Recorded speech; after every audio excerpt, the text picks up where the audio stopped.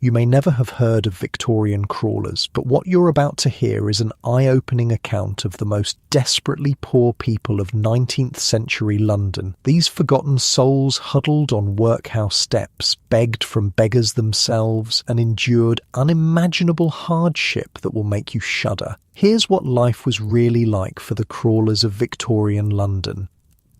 Hey, quick thing before we start. If you actually listen to these regularly, hit like or subscribe. I always wonder where everyone's at, so comment your city and what time it is. Weird to think some of you are having breakfast in London while I'm recording this at night here in the States. Alright, we're heading to Victorian London in a minute. But first though, get comfortable. Seriously, take a second. Adjust whatever needs adjusting. You're not going to want to move once we start. Your eyes open to darkness. Your back is screaming from the hard stone beneath you. Not a gentle kind of pain, but the deep, grinding ache that comes from sleeping on cold workhouse steps for weeks on end. Welcome to your life as a crawler of St. Giles. The woman next to you shifts slightly. She's old, or at least looks it. Hard to tell actual age when poverty has weathered someone's face like a cliff facing the sea. You're both huddled together, not from affection, but from the desperate need for warmth that comes with having no shelter but the doorway of a London workhouse. Unlike your warm bed right now, where you can stretch out freely, you haven't been able to lie down properly for days. You sleep sitting up, head reclining against the workhouse door, a position that brings no true rest, only a strange half-consciousness, a constant dozing that never quite becomes actual sleep. "Can't feel my feet anymore," mutters the woman beside you, her voice barely audible over the distant sounds of carts beginning to move in the early morning streets.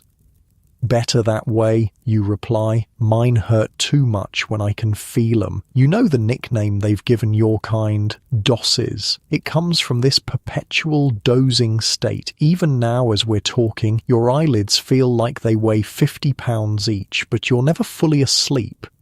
There's a part of you that always stays alert, even with your eyes closed. One wrong move, one unguarded moment, and what little you have might be taken.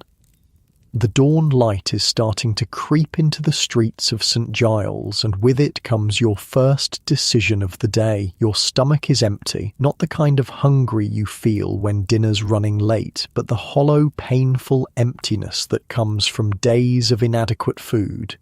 You need tea. The warm liquid won't fill you, but it'll chase away the chill that's settled deep in your bones from another night exposed to London's damp air. The woman next to you, Mary, you think her name is, though names matter little in this world, has a broken teapot. No handle, no spout, but it holds liquid, and that's enough. Between the five of you who regularly share these steps, you've managed to collect some used tea leaves from a nearby house. The servants there sometimes take pity.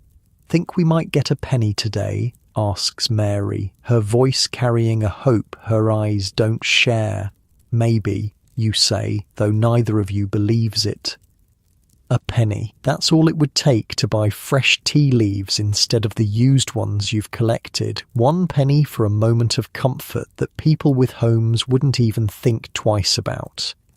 You glance down at the child sleeping against your side. She's not yours. She belongs to Sarah, who works at a coffee shop several streets over. Sarah leaves her here with you during her shifts, and the arrangement works for everyone. The child gets someone to watch her, Sarah can work, and you get a small bit of human connection, plus the body heat of a small person pressed against you. "She's pushing her head under my chin when it's very cold," you explain to a passing woman who looks at you curiously, "cuddles up to me so that it keeps me warm as well as itself." The child coughs, a wet, concerning sound that speaks of cold and damp and not enough food. But you've heard worse. At least she's alive, which is more than can be said for plenty of children born to your circumstances. It's time to start the day's ritual. Someone needs to go to Drury Lane, where there's a coffee shop keeper who takes pity and gives free boiling water. Without that small charity, there would be no tea, no warmth in your belly to start the day. "I'll go," offers an elderly woman who's just waking up on the step below yours. Her name is Elizabeth, and she's been a crawler longer than anyone else in your group. The lines on her face tell a story of decades of hardship, but there's still a stubbornness in her eyes. "Your legs giving you trouble again," you observe. "It's not a question." "Always do in the damp," she replies, struggling to stand. "But sitting here won't make 'em better."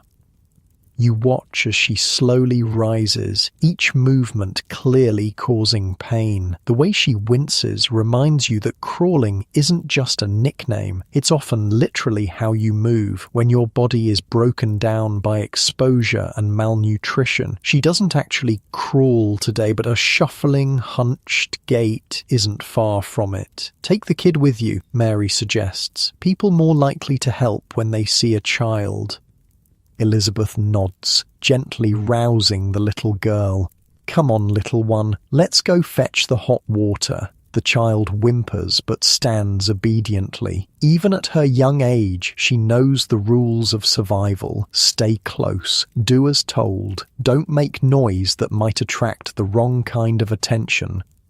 As they depart, you stretch your stiff limbs as much as the cramped space allows. Every joint protests. You're not old, probably somewhere in your 30s, though it's been years since you've seen your reflection clearly enough to really know how you look, but your body feels ancient. "Constable Burke is on today," notes a man who's just arrived at the steps. He's not a crawler, he's a proper beggar with a regular spot near the church, which practically makes him aristocracy compared to you. But he sometimes brings news, or, if he's done well, a crust of bread to share. "Burke's not bad," Mary says. "Doesn't chase us off at least. Unless the superintendent comes by," you add. "Then he has to put on a show." The beggar nods. "Rain coming later," he says. "Going to be a bad one."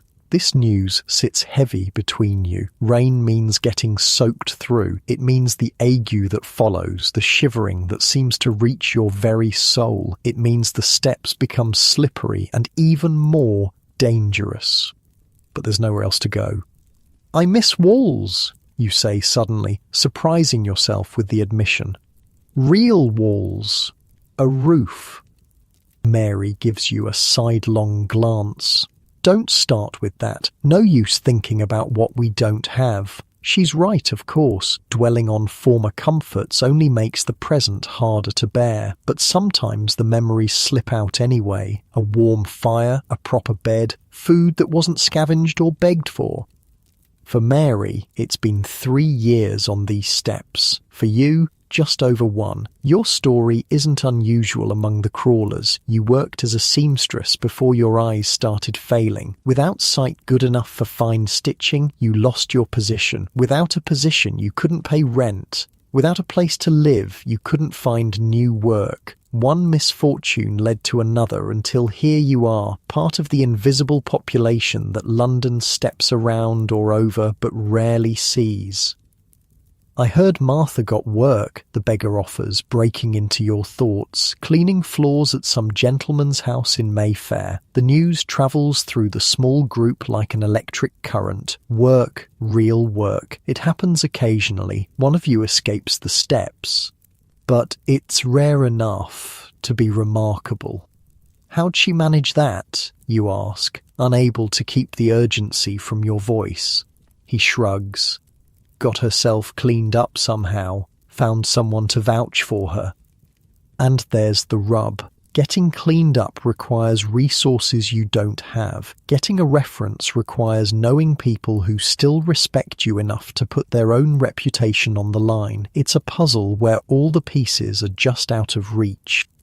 The beggar moves on after sharing his news, heading to his spot before someone else claims it. The hierarchy of London's streets is strict and unforgiving. Beggars look down on crawlers, shop owners chase away beggars, the police move everyone along when complaints come in.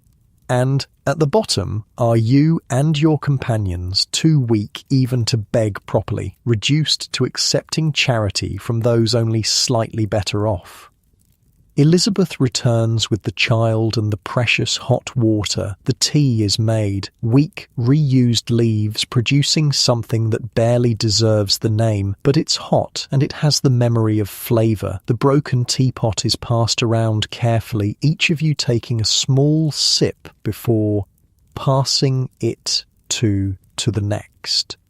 There's an unspoken etiquette even here, at rock bottom. Sarah will be by at 4 to get her, Elizabeth says, nodding at the child who's curled up again, already halfway to that same dozing state that characterises all of you. The tea is gone too quickly, leaving behind only the ghost of warmth in your stomach. It's not enough. It's never enough, but it's something. You think of your young life before these steps. The memories feel distant, like they belong to someone else. You've tried to keep your pride. That's one thing the steps haven't yet taken from you. But pride is a luxury when survival is at stake. You've seen others refuse help because it came with conditions they found demeaning. Most of them aren't around anymore. The rain the beggar predicted arrives earlier than expected, a sudden downpour that sends people on the streets scurrying for cover. There is no cover for you except the slight overhang of the workhouse door, and that only helps if the wind isn't blowing the rain sideways, which it often does. "Under the door!" Mary commands, pulling the child closer to the scant protection of the workhouse entrance. You all press together, a huddled mass of damp humanity seeking whatever shelter you can find. Within minutes, you're soaked through. Your clothes, the same ones you've worn for months, cling to you like a second skin, cold and uncomfortable. The child whimpers, and you try to shield her with your body, but it's a futile gesture. Everyone gets wet. "Look at them," says a passing gentleman, umbrella held high as he hurries by. Like animals, his companion glances over, face twisted in disgust. Should be cleared away, bad for business having them there. They don't lower their voices, don't consider that you might hear or understand. In their eyes, you're not people. You're an inconvenience, an eyesore, something to be removed rather than helped. The workhouse door suddenly opens, nearly sending those leaning against it tumbling backward. A stern-faced woman peers out, her expression making it clear that she finds your presence objectionable. "Move aside," she orders, blocking the entrance. You shuffle to the edge of the steps, still trying to stay somewhat under the limited shelter of the entryway. The woman watches, arms folded. "You know the rules," she says. "You can come in and pick oakum for 3 days, or you can stay out here. Can't have it both ways." Picking oakum, the punishment task of unravelling old ropes until your fingers bleed, working for hours in exchange for a hard bed and barely edible food. It's considered a deterrent, not a help. The workhouse isn't meant to be comfortable. It's designed to be just barely preferable to death on the streets. And sometimes even that line blurs. "Got a place for the child?" you ask, nodding toward the little girl. The woman's face softens almost imperceptibly. Children's ward, but she can't leave when she pleases like the casual ward. She'd be committed properly, and that settles it. Sarah would lose her child if you took that option. The workhouse separates families as a matter of policy. Believing poverty is somehow contagious among relations. "We'll manage," Mary says firmly, pulling the child closer. The door closes, leaving you all back in your original positions, but considerably wetter. The rain continues to fall, and you can already feel the chill settling into your bones. Tomorrow will bring aches, possibly fever, but that's tomorrow's problem. For now, you focus on the small task of surviving the next hour. Then, the hour after that, Breaking life into these tiny increments is the only way to keep going when the future holds no obvious hope. "Tell us about your son again," Elizabeth says to Mary as the rain drums on the stone around you. Mary's expression shifts, a shadow of her former self visible as she speaks of the boy she raised, now a young man of 15 with unjustifiable pride that keeps him from selling matches even as they both starve. "Could be working," she says, her voice carrying both frustration and defence. "Smart lad, but he says there are things he won't do, jobs beneath him." "No job beneath you when your belly's empty," Elizabeth comments. "He'll learn," Mary sighs. "Harder way than needs be, but he'll learn." The conversation drifts, as it often does among the crawlers, between immediate concerns, the rain, the cold, hunger, and distant dreams, a room with walls, steady work, enough food. The chasm between those two realities is so vast that the dreams might as well be fantasy, but they're necessary. Without them, what would be the point of enduring another day on these steps?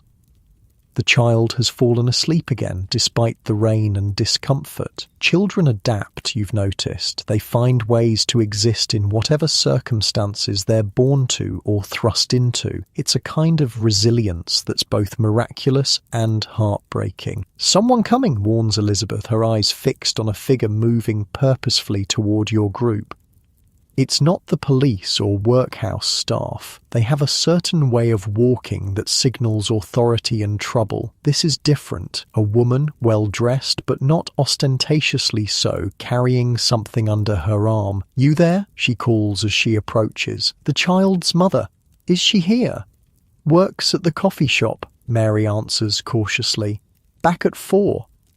The woman nods, coming closer. She looks uncomfortable, like someone forcing herself to complete an unpleasant task. Her gaze keeps slipping away from your faces. "I'm from the Ladies' Charitable Association," she says, her voice clipped. "We've heard about the child being out in all weather. It's not proper care. A chill that has nothing to do with the rain runs through you. The child is now awake, sensing the tension, pressing herself against your side. She's well looked after," you say firmly. "Her mother works, does what she can. Nonetheless," the woman continues, "children should not be raised on the streets. We have an orphanage." "She's not an orphan," Elizabeth cuts in, her voice sharper than you've heard it.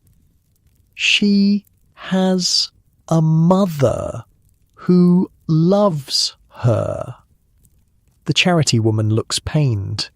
Love isn't enough when a child is exposed to the elements, to disease, to unsavory influences. She means you. You and the other crawlers are the unsavory influences she fears will corrupt this child, as if poverty is somehow catching like a disease that might infect her through proximity. "Her mother will be back at 4, Mary repeats, more firmly this time. "Tell her your concerns, then?" The woman hesitates, clearly weighing her options. Finally, she places a small package on the step. "Bread and cheese," she says, "for the child."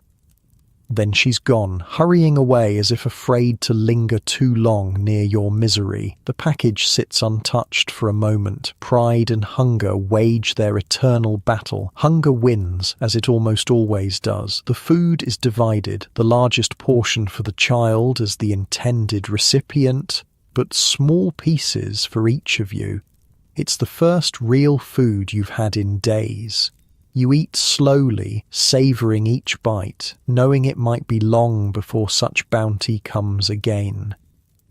"Ladies' Charitable Association," Elizabeth mutters after she's finished her portion. "Coming for the child next, you mark my words." The thought sits heavy in the damp air. Well-meaning charity often comes with strings attached, with judgments about how the poor should behave, what they deserve. And children are seen as salvageable in a way adults are not. A child might be rescued from this life, while you and the others are considered beyond saving.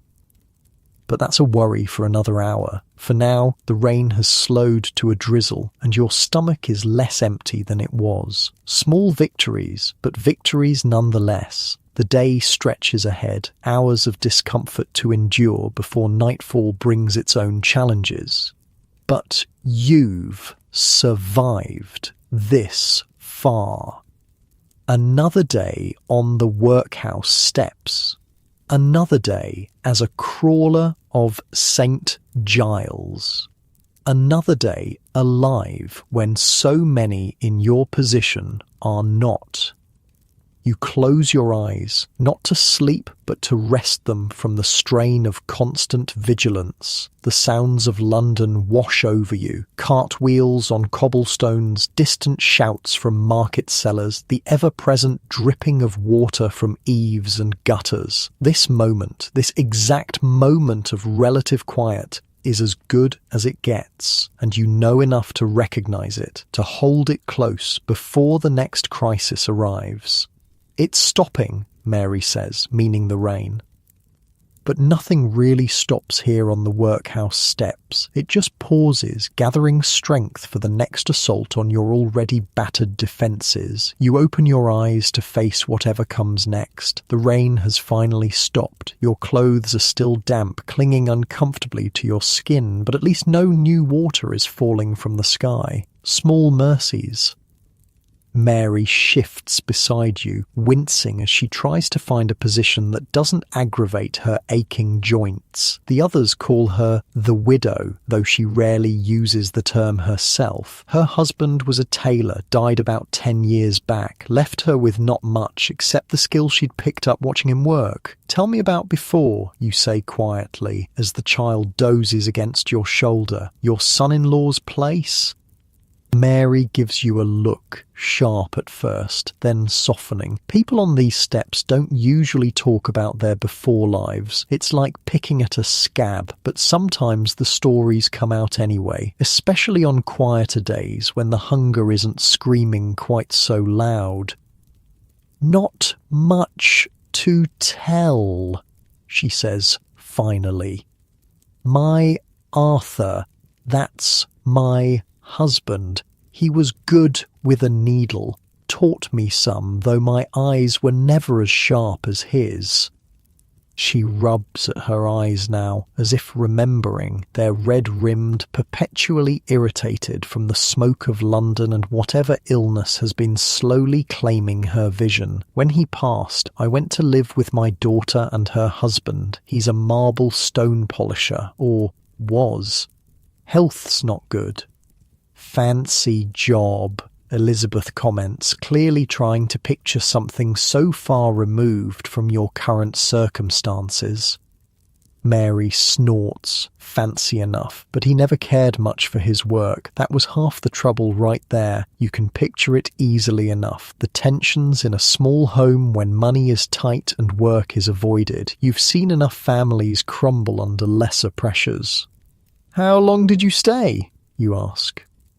"Nearly 8 years, she says, a hint of pride in her voice. "Wasn't all bad at first. I helped with the house, with their children, did what tailoring I could while my eyes still allowed it." The way she says it reveals so much. The slow decline of her vision, the gradual reduction in her usefulness to the household, the shifting of power as she became a burden rather than a help. "Stone polisher," mutters the man who's joined your group more recently. You call him James, though you're not entirely sure that's his name. Met one once. Hands like sandpaper. Could strike a match just by thinking about it. Mary nods. "That's the job. But my son-in-law's hands were soft as a clerk's. Like I said, he never took to the work." "What changed?" Elizabeth asks. "After 8 years?" Mary's face darkens. She glances at the boy sleeping a few steps below you, her son, 15 years old but looks younger, painfully thin, with that strange mix of childhood and old age that extreme poverty stamps on the young. "The fighting got worse," she says, finally. "My daughter, her husband, me, the boy. Too many bodies, not enough bread. The things that get said when everyone's hungry. She trails off, lost in memories you can see playing across her face like shadows. Must have been bad, you prompt gently, to make these steps seem better. Wasn't my choice, she says sharply. Then, softer, well, not entirely. I could see what was happening. My presence was making things worse for my daughter. The arguments between her and her husband, sometimes about me, sometimes just with me as the excuse. I thought if I left, maybe they'd have a chance. And the boy, you ask, looking at her son? She sighs deeply, a sound that seems to come from some hollow place inside her. He wouldn't stay without me, stubborn, like his father that way. Elizabeth makes a small noise that might be sympathy or might be judgment. The line between the two gets blurry out here. No one has the energy for pure compassion. So one morning we just left, Mary continues. Took what little was ours, which wasn't much, and walked out. Thought we'd find some place. Work, maybe a room. She laughs then, a short, bitter sound. God, how stupid that seems now, as if jobs and rooms are just sitting there waiting for people like us to claim them. The streets of London were never designed to accommodate the excess of humanity they now contain. Work is scarce, even for the healthy and well-connected. For a woman with failing eyesight and a proud, untrained boy, the city might as well have been walled off. First night was the worst, Mary says, her voice dropping so low you have to lean in to hear her. We walked all day. My feet were bleeding through my boots. The boy was hungry, kept asking when we'd stop, and I had no answer, nowhere to go.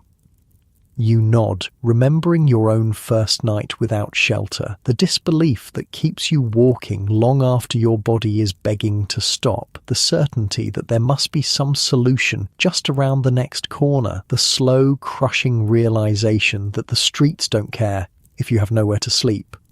"Where'd you end up?" asks James. "Church steps at first," Mary says. "St. Martin's. Wasn't bad for a few nights, but the constables there are strict. Move you along quick if they catch you." That's how it goes in London, a constant shuffle from one marginally safe spot to another, never settling, never resting properly, until the body gives out enough that even that becomes impossible. Then you become a crawler, too weak to keep up the nomadic existence of the typical homeless. "Boy still has his pride," Mary says, glancing down at her son again. "Won't beg, won't sell matches, says it's beneath him." Elizabeth clucks her tongue, but there's a hint of approval in her eyes. Pride is a luxury none of you can afford, but you understand its appeal. When you have nothing else left, sometimes pride is the only possession that still feels like yours. "He's got no clothes," Mary continues, "everything pawned, covered in rags, but still gives himself airs above his station." She says this last part with a complicated mix of frustration and admiration. The boy stirs in his sleep, as if sensing he's being discussed. He doesn't fully wake, though. Sleep is precious currency out here, not to be wasted. "How'd you end up here specifically?" you ask, meaning these particular workhouse steps in St. Giles. Mary shrugs. "Heard there was a constable who didn't bother the crawlers much, and it was close enough to the coffee shop where we could sometimes get hot water." She nods toward the sleeping child. Then Sarah started bringing her little one, and it seemed like a good arrangement. The informal networks of London's destitute are invisible to those with homes and jobs, but they're as real and vital as any official institution. Information passes from person to person, which parishes offer bread on which days, which constables are cruel and which look the other way, where to find water, where to shelter when the weather turns deadly. "Boy used to cry at night," Mary says suddenly. "First few weeks, not anymore." You all absorb this simple statement, understanding all it implies. Tears require energy, hope, belief that things should be different. Eventually, the body conserves what little resources it has. Crying becomes an unaffordable luxury. My Agnes is the same, says Sarah, who has appeared so quietly that you didn't notice her approach. She's early today, not yet 4 o'clock when she usually retrieves her child. Doesn't cry much anymore. Sarah looks marginally better than the rest of you. Working at the coffee shop has its benefits. She's indoors for hours each day, occasionally gets scraps of food, and most importantly, has a address of sorts that allows her to maintain a tenuous grip on respectability. But the cost is visible in her exhausted face, the way her hands tremble slightly from overwork. She's been sleeping, Elizabeth tells her, nodding toward the child. Had some bread and cheese earlier. Sarah's face lights up. Bread? Real bread? Lady from the Charitable Association, Mary explains. Came by looking for you, actually. Had concerns. The light in Sarah's face dims immediately. What kind of concerns? You all exchange glances. No one wants to be the one to say it. About the child being out here, Elizabeth finally says. In all weathers. Sarah's shoulders slump. As if I have a choice. As if there's anywhere else for her to be while I work. The charitable associations of London mean well mostly. They distribute food, old clothes, occasionally offer a night's shelter, but their help comes wrapped in judgment, in an unshakable belief that poverty is at least partially a moral failing. Their solution for a child on the streets is almost always the same: removal to an institution where the pernicious influence of her pauper mother can be countered with strict moral instruction. What did you tell them? Sarah asks, gathering her still sleeping daughter into her arms. That you'd be back at 4, Mary says simply. And they left the bread, Elizabeth adds, as if this makes everything better. Sarah nods, but her eyes are worried. She knows, as you all do, that once the charitable ladies take notice, they rarely just go away. They'll be back with more questions, more solutions that solve everything except what really needs solving. I can't lose her, Sarah whispers, holding the child closer. You won't, Mary says, with more confidence than any of you feel. We'll figure something out.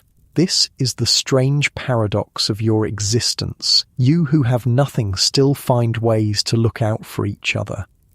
The shared teapot, the communal watch over Sarah's child, the pooling of information, and what meagre resources you manage to acquire. It's not charity. It's survival. I heard a rumour, Sarah says, changing the subject with obvious effort, about the hop fields. The mood shifts instantly. The hop fields of Kent are a rare bright spot in the year for many of London's poorest. For a few weeks each autumn, there's work to be had harvesting hops for beer making. The work is hard, but the pay is relatively fair, and most importantly, it's available to almost anyone healthy enough to do it. No questions about your background, no permanent address required. When? Mary asks eagerly, suddenly looking more alert than she has all day. 3 weeks, they say, Sarah replies. They're taking names at the Bull and Crown for the wagons. For the crawlers, the hop fields represent more than just temporary work. They're a chance, however slim, at escaping the streets entirely. A good season in the fields can mean enough money saved to rent a room, to buy decent clothes, to create the minimum appearance of respectability needed to secure regular employment. We should put our names down, you say, surprising yourself with the surge of hope. Elizabeth shakes her head. Need a shilling deposit for the wagon, refunded when you arrive, but still need it up front. And just like that, the hope flickers. A shilling might as well be £100 when you have nothing. I could... Sarah hesitates, clearly calculating in her head. I might be able to save a little from the coffee shop. Not enough for everyone, but maybe 1 or 2. The unspoken question hangs in the air. Who would get the chance if not everyone could go? Mary should, Elizabeth says firmly. Her and the boy, best chance of making something of it after. Mary looks startled. I couldn't take your chance. My bones won't last a day in the fields, Elizabeth says matter-of-factly. And the rest of us? She gestures vaguely, encompassing the various ailments and weaknesses that define your group.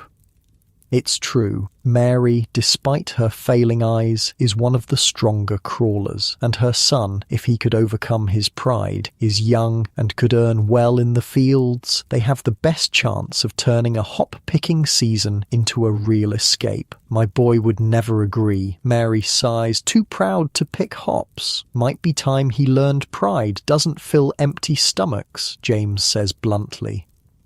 The conversation is interrupted by a commotion further down the street. A group of young men, clearly drunk despite the early hour, are shouting and shoving each other as they make their way toward the workhouse steps. Trouble, Elizabeth mutters.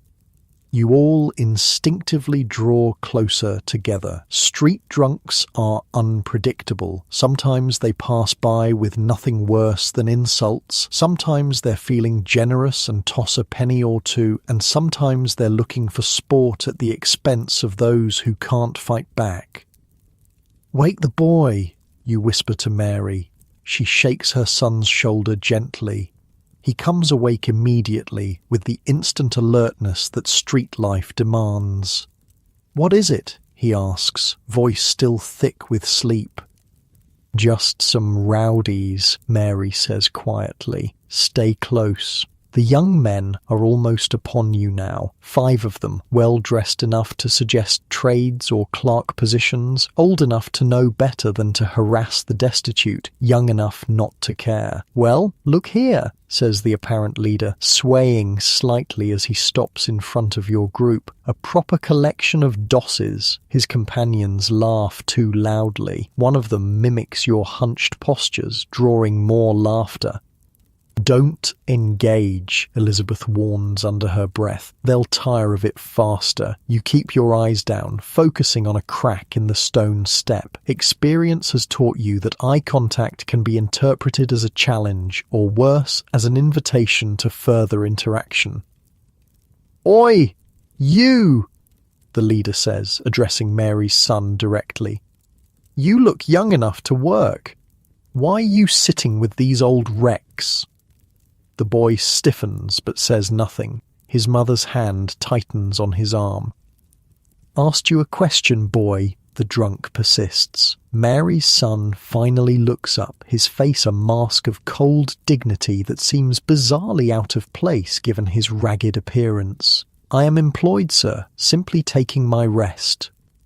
The lie is delivered with such perfect composure that for a moment, even you almost believe it. The formal language, the respectful "sir," the implication that he's merely a working man taking a break. It's a performance designed to create distance between himself and the crawlers he sits among. The drunk blinks, momentarily thrown by the response. His companions exchange glances. Employed doing what? One of them asks suspiciously. Mary's son doesn't hesitate. I assist my uncle in his literary pursuits. He's completing a volume on the economic conditions of the modern city. The fabrication is so specific, so confidently stated, that it creates confusion among the drunks. They weren't expecting articulate responses from the workhouse steps. He's having you on, Tom, one of the young men mutters. He's just a beggar. I assure you, I am not, the boy continues, his voice taking on an even more refined quality. Though I understand the confusion given my current attire, an unfortunate accident with a cart this morning quite ruined my proper clothes. You can hardly believe what you're hearing. The sheer audacity of the performance and the skill with which he's delivering it is astonishing. This is the unjustifiable pride Mary mentioned, manifesting as a complete rejection of his actual circumstances. The drunks are growing visibly uncomfortable. What started as an easy target for their amusement has turned into something they don't quite know how to handle. "If you'll excuse me," the boy concludes, "I must return to my work shortly. Good day, gentlemen." He delivers this last line with a slight nod, as if dismissing servants. The effect is so incongruous with his ragged appearance that the drunks actually back up a step. "Come on," their leader mutters. "Nothing worth bothering with here." They move on, casting confused glances back at your group as they go. When they're safely out of earshot, Elizabeth lets out a low whistle. "Well, I never," she says, looking at Mary's son with new respect. Where'd he learn to talk like that? Mary's expression is complicated, pride and worry battling for dominance. His father taught him his letters, and he's always had an ear for how the quality speak, picks it up from hanging around the better streets. The boy's face has already resumed its usual sullen expression. The performance, it seems, was for the benefit of the drunks only. "That was quite a story," you say to him directly. "About your uncle's book." He looks at you properly for the first time. "People believe what they expect to hear," he says with a shrug. "Those types expect everyone in our position to be ignorant, surprise them with a few big words and they don't know what to think." There's a sharp intelligence in his eyes that makes his current circumstances seem even more tragic. With education, with opportunities, what might he have become? "That trick won't work with the Hopfield foreman," James says, bringing the conversation back to the previous topic. "They want strong backs, not fancy talk." "I told you," Mary says tiredly, "he won't go to the fields." "I might," the boy says unexpectedly. Everyone turns to look at him in surprise. "If it meant getting off these steps," he continues, not meeting anyone's eyes. "If there was a real chance after, not just more of the same." The possibility of change hangs in the air between you all. It's dangerous hope. Out here, it usually leads to disappointment. But without it, what's the point of continuing at all? £1, Mary says softly. That's what we'd need to save from the hop fields. £1 would be enough to rent a room, get some proper clothes, have an address to give when applying for work. It doesn't sound like much. To most Londoners, £1 is a significant sum, but not an impossible one. From your current position, it might as well be a fortune. 3 weeks, Sarah says. I'll try to put aside enough for the wagon deposit.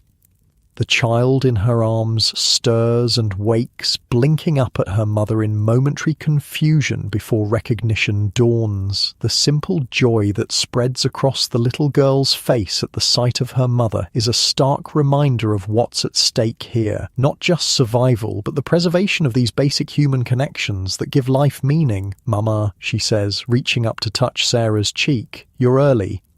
"Yes, my love," Sarah replies, the weariness in her face momentarily lifted. "I finished my work sooner today." It's another lie, of course. Sarah has likely sacrificed some of her already meagre pay to leave early, probably worried by the charitable lady's visit. But the child doesn't need to know that. "We had bread," the little girl announces importantly. "And cheese." "So I heard," Sarah says, forcing brightness into her voice. What a treat. The simple exchange, the determined attempt at normalcy despite everything, catches in your throat. This is what separates crawlers from the truly lost souls of London's streets. This stubborn insistence on maintaining the forms of human connection, of care, of hope. "I should get her home," Sarah says, rising carefully with the child in her arms. By home, she means the corner of a shared room in a lodging house where they sleep for the few hours between her evening and morning shifts at the coffee shop. "I'll walk with you," Mary's son offers suddenly, getting to his feet. "Make sure you get there all right." There's an awkward pause as everyone absorbs this unexpected gallantry. Sarah hesitates, then nods with a small smile. "Thank you," she says. That would be kind. As they walk away, Mary watches her son with an expression you can't quite read. First time he's offered to help anyone in weeks, she says finally. The hop fields changed him, Elizabeth observes. Just the idea of them. Don't count on it lasting, James cautions. Hope is cheap until it's time to do the actual work. But there's a shift in the atmosphere on the steps, subtle but definite. The mere possibility of change, of movement, of purpose has altered something. We should try to get some real rest, Mary says, practical as always. If there's any chance of the fields, we'll need our strength. The suggestion would be laughable in other circumstances, as if the hard stone steps and constant exposure could ever provide real rest. But you understand what she means. Conservation of energy, preparation, the small ways you can ready your bodies for the opportunity ahead, should it actually materialize. You settle back against the workhouse door, finding the least uncomfortable position possible. Your clothes are almost dry now, though they carry the damp chill that never quite leaves them in London's perpetual moisture. For the first time in longer than you can remember, you allow yourself to imagine a different future. Not a grand one. You're not dreaming of mansions or carriages. Just a room, walls, a bed, even a shared one. Work that pays enough to eat regularly. It seems so modest, this dream, so attainable in theory, and yet from the workhouse steps, it might as well be the moon. Still, as you drift into that familiar half-sleep of the crawlers, the image stays with you. A room, a pound from the hop fields, away back into the world that has stepped over and around you for so long. It's something to hold on to as the afternoon fades toward evening, as London's rhythms continue around you, as your body reminds you with each ache and pain of how far you have to climb just to reach the bottom rung of society again. Your eyes snap open at the sound of approaching footsteps. Even in half-sleep, your body reacts to potential threats or opportunities. The steps are too light for police, too purposeful for a drunk. You nudge Mary, who's dozed off beside you. Someone coming, you whisper. It's late afternoon now. The brief hope sparked by talk of the hop fields has faded into the background, replaced by the more immediate concern that gnaws at you all. Hunger. The footsteps belong to a young woman who works as a maid in one of the nearby houses. She's clutching a small bundle wrapped in cloth. Mrs. Wilson said to bring this, she says without preamble, placing the bundle on the step beside Elizabeth. Kitchen scraps for the child. She glances around, not seeing Sarah's daughter. Where is she? With her mother, Mary answers. Back later, the maid nods, clearly relieved to complete her errand quickly. There's tea leaves in there too, used once, but still good. With that, she's gone, hurrying away as if poverty might be contagious, but she's left behind something precious, kitchen scraps that would be garbage to her employers but are a feast to you. Elizabeth carefully unwraps the bundle. Inside is a collection that tells its own story of a wealthy household's meal. Gristly ends of meat, vegetable peelings, half a loaf of bread gone slightly stale, and a small paper packet of used tea leaves. Christ, look at that bread, James says, his voice reverent. The bread alone is better than anything you've seen in days. Not the heel or crust that you usually fight over, but actual middle slices, just a bit too stale for delicate palates. We should wait, Elizabeth says, though her eyes don't leave the food. Save some for Sarah and the little one. Save the bread, Mary suggests, practical as always, but that meat won't keep in this heat. No one argues with this assessment. The meat scraps are already attracting flies in the warm afternoon air. Better to eat them now than let them spoil. Elizabeth divides the meat pieces with the precision of someone who's turned food distribution into an art. No one gets exactly the same amount. That would be impossible with such irregular pieces, but she ensures that the portions are fair in their own way. More for those who need it most, considering size, health, how long since someone last ate. You receive a piece of gristle with a bit of actual meat still clinging to it. The flavour when you bite into it is so intense that you feel momentarily dizzy. Fat, salt, protein, things your body has been craving for so long that the mere hint of them is overwhelming. Eat slowly, Elizabeth advises, noting how quickly James is devouring his portion. Makes it last longer. Sits better in the stomach too. This is wisdom earned through experience. Eating too quickly after prolonged hunger often leads to sickness, your shrunken stomach rejecting what it most needs. You force yourself to chew thoroughly, to savour each morsel, even though every instinct screams at you to gulp it down before someone takes it away. Good day for scraps, Mary comments between careful bites. Must have been a proper dinner party. Sunday roast, I reckon, James says. Smells like lamb. This casual assessment of your meal's origins would seem bizarre to anyone not in your position, but the crawlers become experts in the cast-off remnants of other people's lives. You can tell a household's wealth by their garbage, can trace the outlines of celebrations through what gets thrown away. The meat, small portion though it is, works a kind of magic on your group. Colour returns to faces, postures straighten slightly, eyes grow more alert. It's not just the nutrition, though God knows you need it. It's the psychological effect of eating something that came from a proper kitchen, that was part of a normal meal. We should make tea, Elizabeth suggests, eyeing the packet of used leaves. When Sarah brings the child back, they can have some too. The ritual of tea-making is sacred among the crawlers, one of the few civilized practices you've managed to maintain despite everything. The leaves from the maid are a treasure, used only once in their household, which means they still have plenty of flavour left for your purposes. I'll go for water, you offer, feeling stronger after the food. The trip to Drury Lane is one you take turns making. It's not far as the crow flies, but when every step requires effort, when your shoes are falling apart and your body aches from sleeping on stone, even short distances become journeys. Take the teapot, Mary says, handing you the broken vessel that serves as your communal property. It's barely recognisable as a teapot anymore. No lid, no handle, the spout broken off long ago, but it holds water, and that's all that matters. You tuck it carefully under your arm, making sure the cracks that have been forming don't widen with the movement. Back soon, you tell the others, leveraging yourself up from the steps with effort.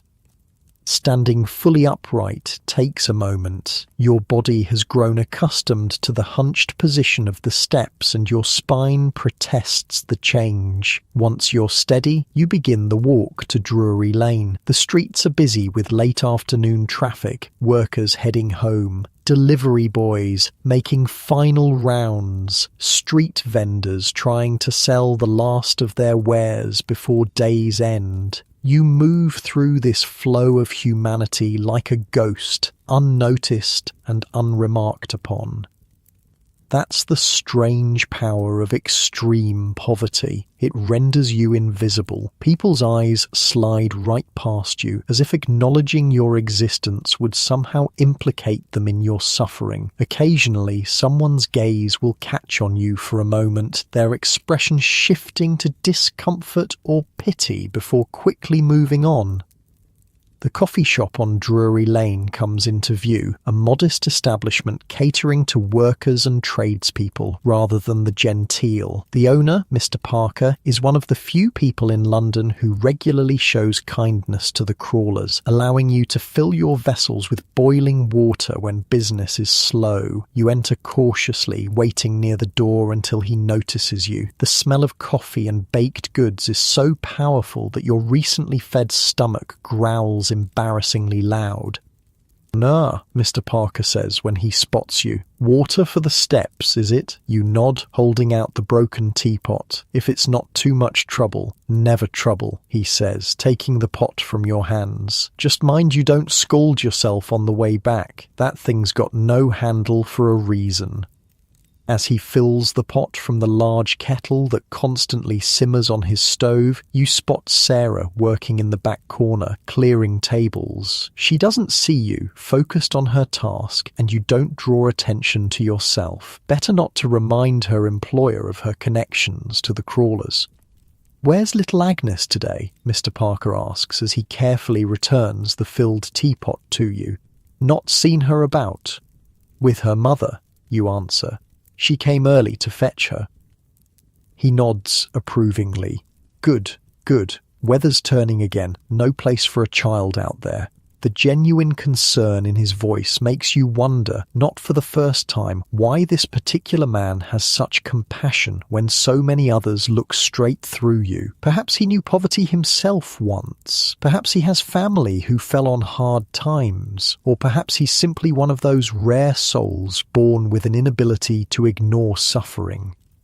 "Thank you," you say, more heartfelt than the simple words can convey. "Go on then," he says gruffly, seemingly embarrassed by gratitude, before it cools. The return journey requires even more care than the trip out. The teapot is hot, its contents precious. You curl your body around it protectively as you navigate the increasingly crowded streets. A spill would mean returning empty-handed, or worse, having to wait until tomorrow for another chance at hot water. When you finally make it back to the steps, you find that Mary's son has returned. He sits a slight distance from his mother, his face bearing the closed expression that seems to be his default, but there's something different about him. A subtle shift in posture, a slightly less hostile set to his shoulders. "Sarah?" you ask, carefully setting down the teapot on the flattest part of the step. "Took the child to the lodging house," he answers. "She's got night shift at the coffee shop soon." The others gather around as Elizabeth begins the delicate process of brewing the tea. The used leaves go into the bottom of the pot, swirling in the hot water as she gently agitates it with a stick. "Any word on the hop fields?" you ask Mary's son, curious about what might have prompted his slight change in demeanour. He glances at you, then away. "Stopped by the Bull and Crown. They're taking names starting Monday. Need a shilling deposit like you said." "Did you put your name down?" Mary asks, an edge of hope in her voice. "Didn't have a shilling, did I?" he responds, but without the bitter tone he might have used earlier. "But I asked around. There's a foreman named Watts who takes on first-timers. Pays fair, they say." It's the most you've heard him speak at one go, and the most engaged he seemed in anything since you've known him. The prospect of the hop fields has kindled something in him, a spark of purpose that poverty had nearly extinguished. "Tea's ready," Elizabeth announces. The brewing time is short, used leaves don't need to steep long, and the resulting liquid is pale, more memory of tea than actual tea. But it's hot, and it contains trace amounts of the caffeine and tannins your bodies crave.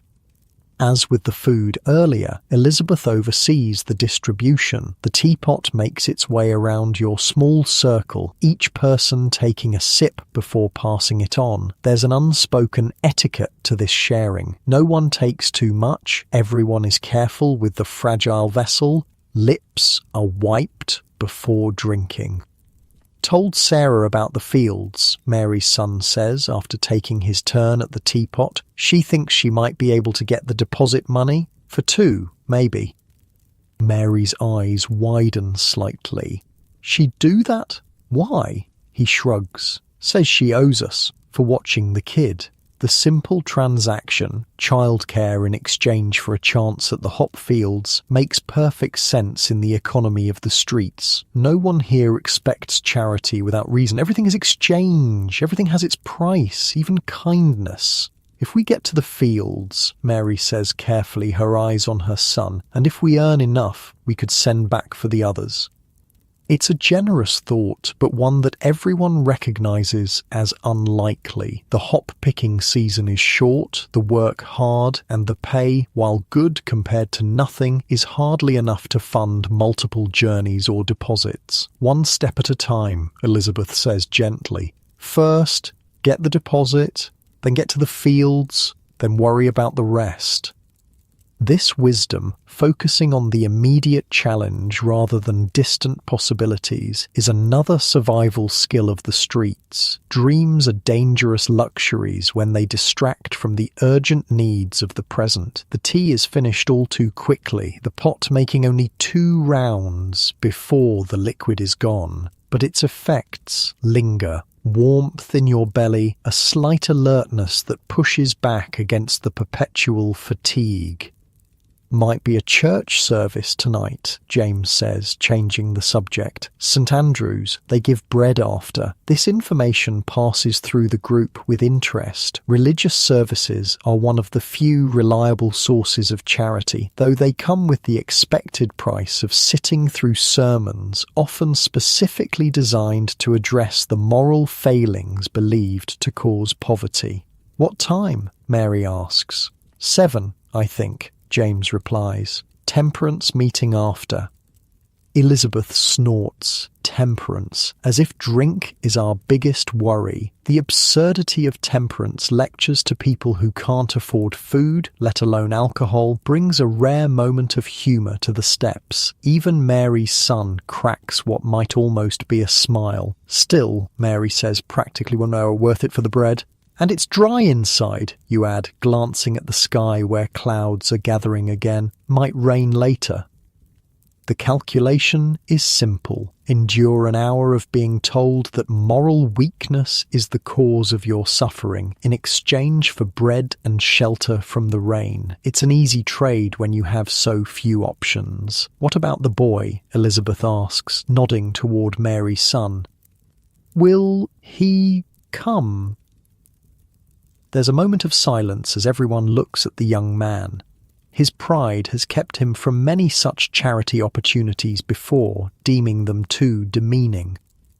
I'll come, he says after a pause, if there's bread. Another small victory for practicality over pride. Something is shifting in him, whether from hunger or the prospect of the hop fields or some internal reckoning only he knows. As the afternoon wears on, more crawlers arrive at the steps, drawn by the approaching evening and the relative safety of numbers. Some you know by name, others just by sight. Each has their own story of how they ended up here, though the broad strokes are often similar. Illness, job loss, family breakdown, the merciless mathematics of London poverty where one misfortune cascades into complete destitution. A woman you know as Hannah arrives, taking a spot on the lower steps. She's in her 40s perhaps, though she looks older, with a persistent cough that makes everyone maintain a careful distance. Consumption is one of the many spectres that haunt the crawlers. Passing easily, in the close quarters you're forced to share.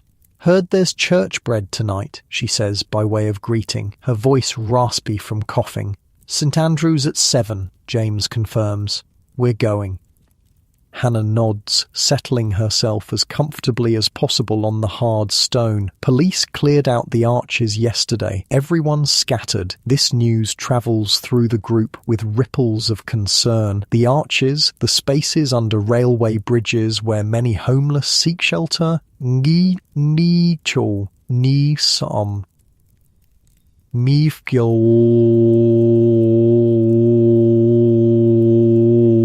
cleaned up by police, forcing their inhabitants to find new spots. Often this means more people competing for the limited safe spaces like your workhouse steps.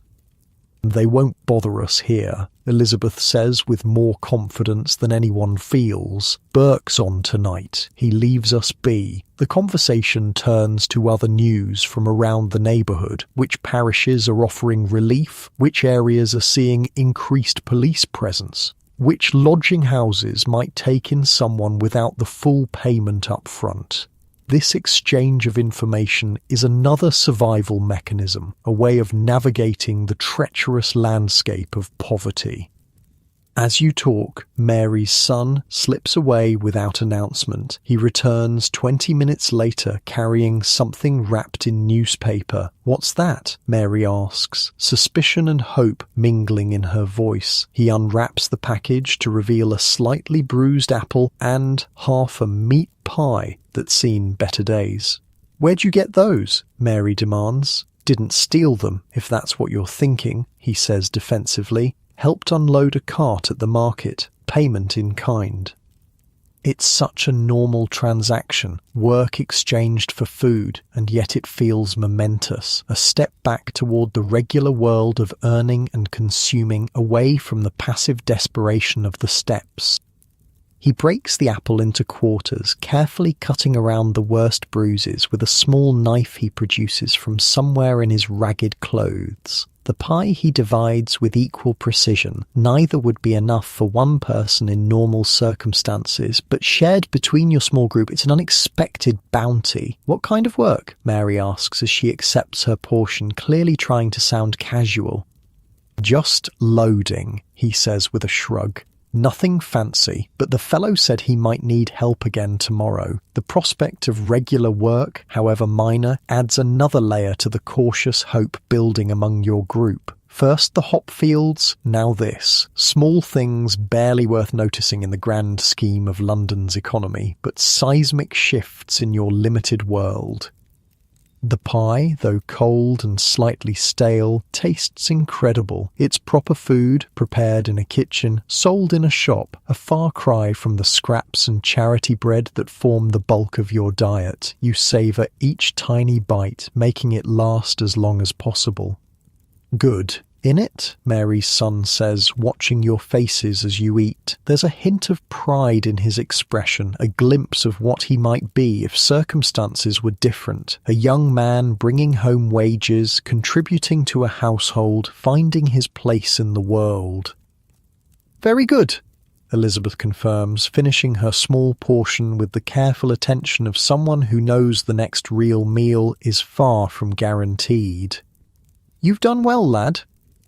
The simple praise brings a flush to the boy's pale cheeks. Approval is as rare as good food on these steps. "Market needs help most mornings," he says, looking at his hands rather than meeting anyone's eyes. "Could try again tomorrow." "We should all try," you suggest, emboldened by the day's small victories. Different places increase the chances. It's an obvious idea, but one that hasn't seemed worth pursuing when the mere act of surviving from hour to hour takes all your energy. Today, with food in your stomach and the promise of bread at the church later, it suddenly seems possible to think beyond the immediate moment.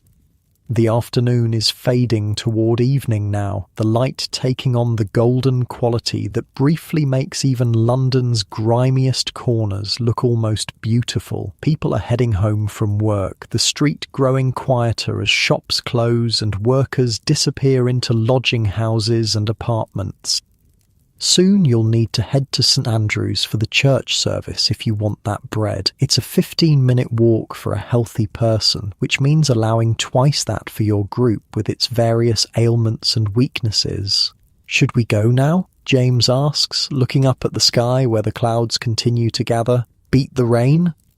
As if in answer, the first drops begin to fall. Just a spatter at first, but with the promise of more to come. The decision is made for you. Church it is, and now rather than later. Everyone begins the slow process of standing, joints protesting, muscles stiff from hours on the hard steps. You help Elizabeth, whose arthritis makes the movement particularly painful for her. "You're a good girl," she tells you as she finally gets upright, leaning heavily on your arm. "Deserved better than these steps." "We all did," you say simply. As your ragtag group prepares to make its way to St Andrews, you cast one last glance back at the workhouse door that has become your home of sorts. It offers little enough protection, yet leaving even this scant shelter creates anxiety. Will other crawlers claim your spots? Will the police move everyone along while you're gone? Will the rain soak the steps so thoroughly that they'll be unusable when you return? But bread and temporary shelter from the rain outweigh these concerns. You join the others as they begin their slow procession toward the church, each step deliberate, each movement carefully calculated to conserve energy. The hope that has been building throughout the day The hop fields, the market work, the unexpected food carries you forward. Tomorrow might be different. Tomorrow might be the beginning of something else. Tomorrow, perhaps, you won't be just a crawler anymore. For now, though, you are still what London has made you, invisible except when you're a nuisance, desperate enough to make tea from used leaves, grateful for stale bread and scraps, a ghost drifting through the edges of a city that has no place for those who fall. But as you walk beside Mary, watching her son move with slightly more purpose than before, you allow yourself the dangerous luxury of imagining something better. Not a miracle, just a room, a job, a life that doesn't revolve around these steps. The rain begins to fall more heavily, and you quicken your pace as much as your tired body allows. Behind you, the workhouse looms, its shadow stretching across the now empty steps. Ahead, somewhere, is St. Andrew's, with its hard pews, judgmental sermon, and precious bread. You walk on, caught between these two poles of London charity, the institutional coldness of the workhouse and the conditional kindness of the church, knowing that somewhere beyond both must exist a better answer, if only you can find the strength to reach it. The rain falls harder as your group makes its slow way towards St. Andrew's. London in the wet is a miserable place for those without umbrellas or proper coats. The water finds every hole in your shoes, every tear in your clothing. By the time the church spire comes into view, you're all thoroughly soaked. "Might as well have jumped in the Thames," grumbles James, water streaming from his matted hair. "At least we'd be cleaner," Mary jokes weakly. St. Andrew's looms ahead, its stone facade darkened by decades of London soot. The doors stand open, light spilling out into the gloomy evening. Already a line has formed, the poor of the parish coming for the promised bread, willing to endure the sermon for the food that follows. As you approach, you notice the subtle sorting that occurs automatically. Those with homes but little money stand closest to the door, dressed in their shabby but clean church clothes. Behind them are the regular beggars, many of whom you recognise from the streets around St. Giles.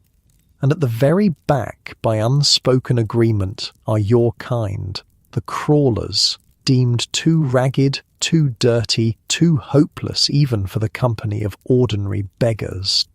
"Back of the line," a church warden says unnecessarily as your group approaches. He's a portly man with the righteous expression of someone who believes poverty is a moral failing. "And mind you don't drip on the pews." "Yes, sir," Mary says, her voice taking on the deferential tone that experience has taught all of you to use with those in even minor positions of authority. "Very kind to let us in at all, sir."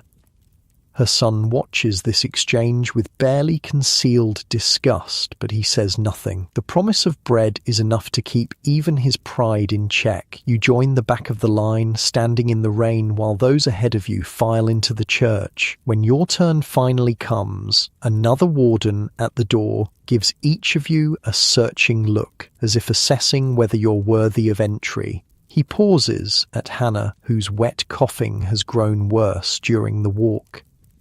"No consumptives," he says firmly. "Health risk to the congregation." Hannah's face falls. "Please, sir, just for the bread. I'll stay at the very back." "Rules are rules," he says, unmoved. "There's the workhouse for your sort." Elizabeth steps forward, her ancient dignity somehow intact despite her soaked appearance. "She comes with us, or none of us come," she says quietly. "Your choice."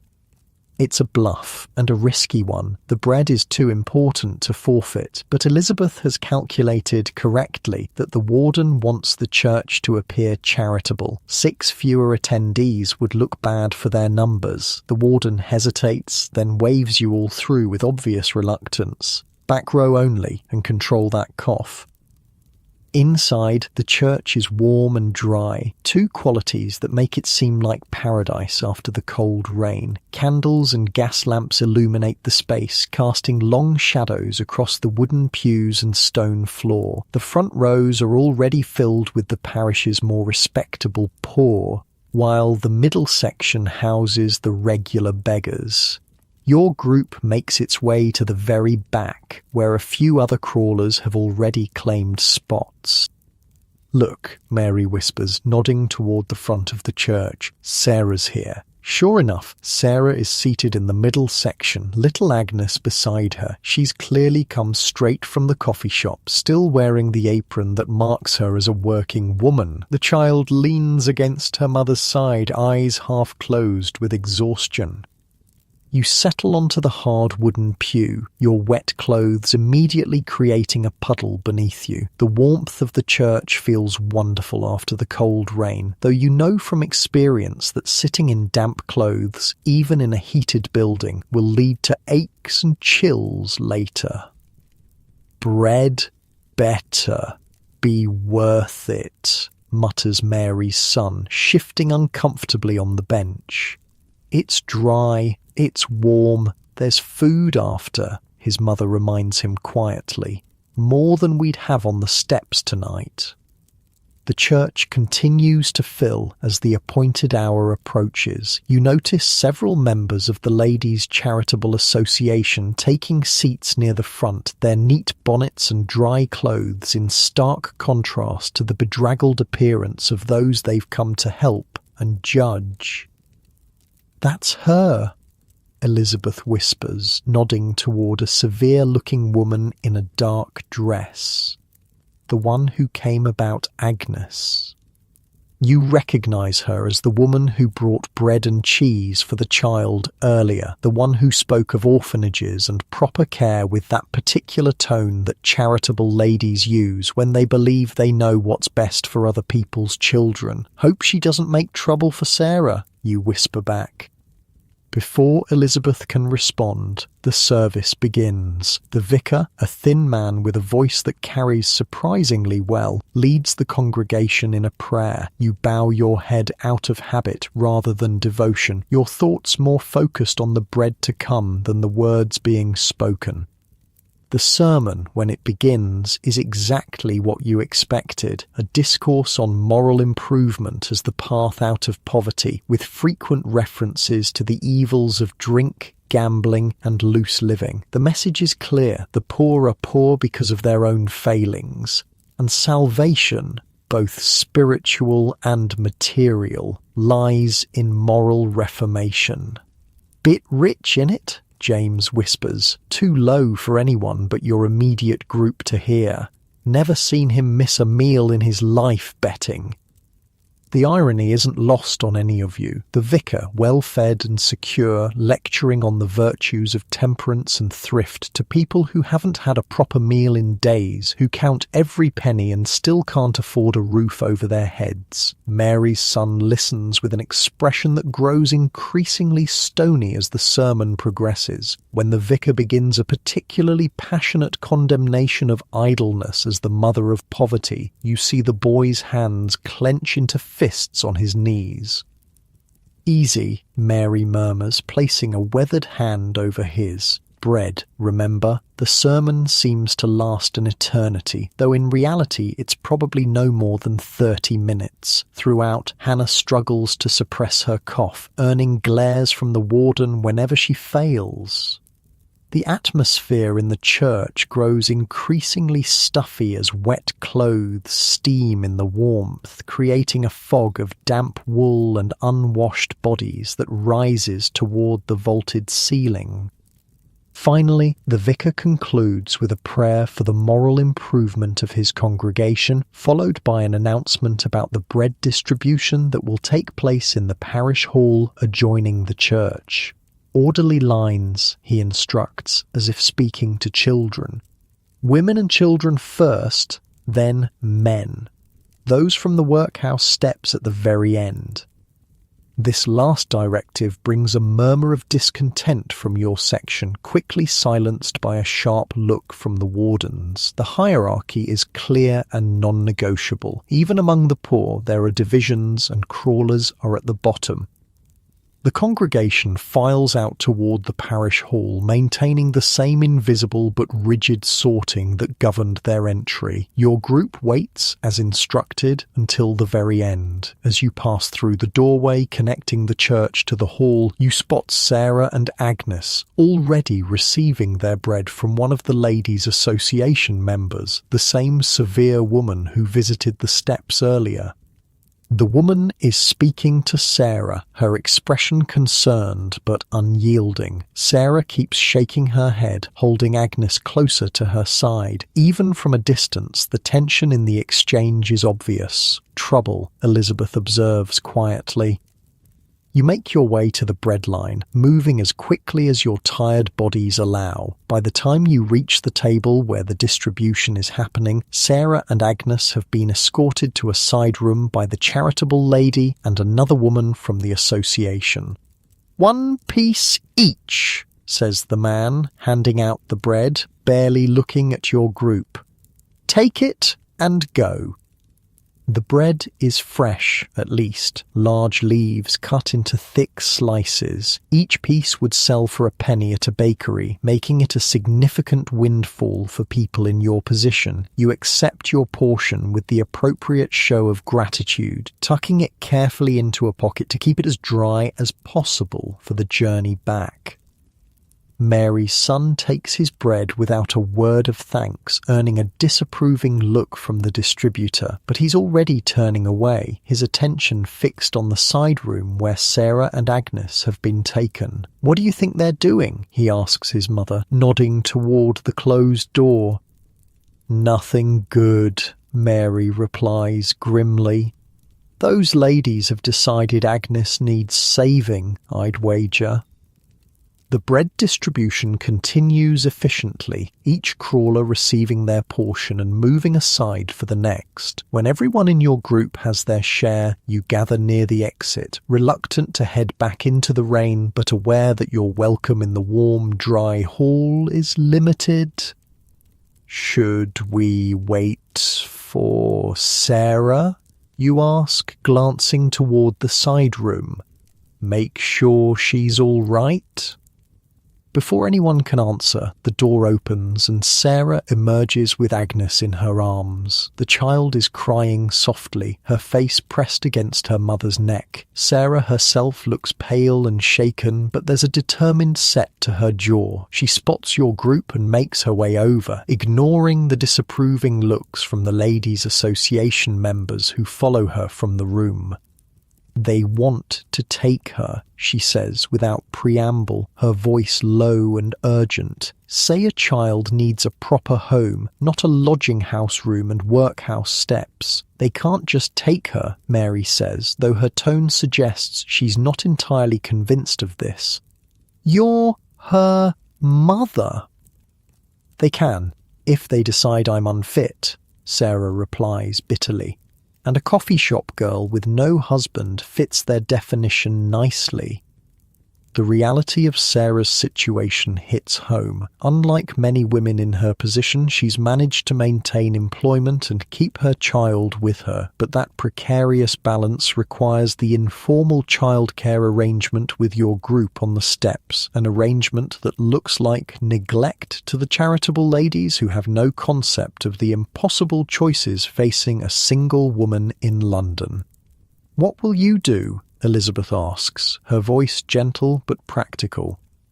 Sarah adjusts Agnes on her hip, the child's crying having subsided to occasional hiccups. "Don't know yet. They've given me a week to make suitable arrangements or they'll petition for removal." "What counts as suitable?" you ask. "Not leaving her with—" Sarah stops, looking uncomfortable. "With people on the steps. No offence meant. None taken," Elizabeth assures her. "We know how it looks." The brutal honesty of the moment hangs in the air. To the outside world, your group represents the very bottom of society, unsuitable guardians for a child despite the genuine care you provide. The facts of your situation, the shared teapot, the careful division of food, the protection offered against the elements, count for nothing against the visible signs of your destitution. "I could," Mary's son begins, then stops, seeming surprised at his own impulse to speak. When all eyes turn to him, he continues reluctantly, "I could watch her somewhere else, not on the steps, if I had somewhere to take her." The offer is unexpected, especially coming from a boy who has shown little interest in anything beyond his own survival until very recently. Sarah looks at him with equal parts surprise and consideration. "The market," you suggest, making the connection. "If you're working there and it's undercover," Mary's son nods slowly. "Manager seemed to think I might be useful. If I had regular work, I could keep an eye on her there. Better than the steps, anyway." "The ladies wouldn't like a market." "Much better," Sarah says doubtfully. "Better than our current arrangement," Mary points out. "And if he's working, being paid, that's respectable. You could say he's a proper childminder you're paying." The plan has obvious flaws. It depends on the boy getting regular work, on the market manager allowing a child to be present, on the ladies' association accepting this alternative. But it's a starting point, a possible way forward that doesn't end with Agnes in an orphanage. "Let me talk to the manager tomorrow," the boy says with newfound determination. "See what's possible." Sarah looks at him for a long moment, clearly weighing his reliability against her limited options. "All right," she says finally, "it's worth trying." "Mrs. Collins," calls one of the charity ladies, approaching your group with obvious reluctance to come too close. "Your shift begins soon, does it not? Perhaps you should be on your way." Sarah straightens, adjusting her expression to one of appropriate deference. "Yes, ma'am, just making arrangements for Agnes, as you suggested." "With these people?" The woman makes no attempt to hide her disapproval. "With William here," Sarah says smoothly, nodding toward Mary's son. "He's employed at the market and has kindly offered to mind Agnes during my shifts, for a fee, of course."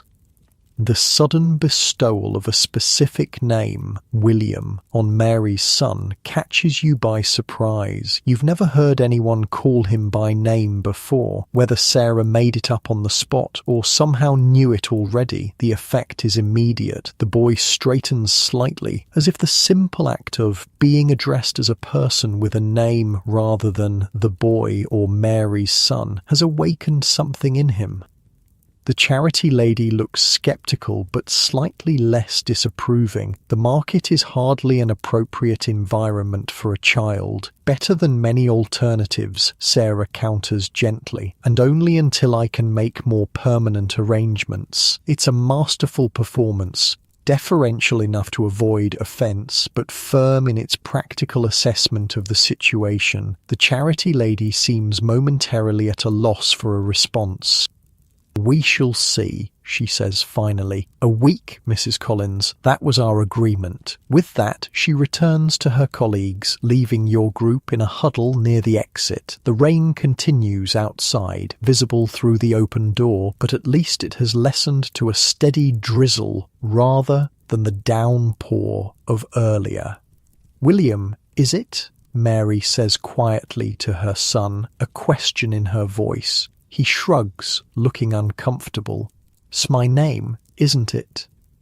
"Haven't heard you use it in a while," she replies. There's something sad and wistful in her expression, as if the name belongs to a different boy from a different time, before the steps and the hunger and the gradual stripping away of identity that comes with extreme poverty.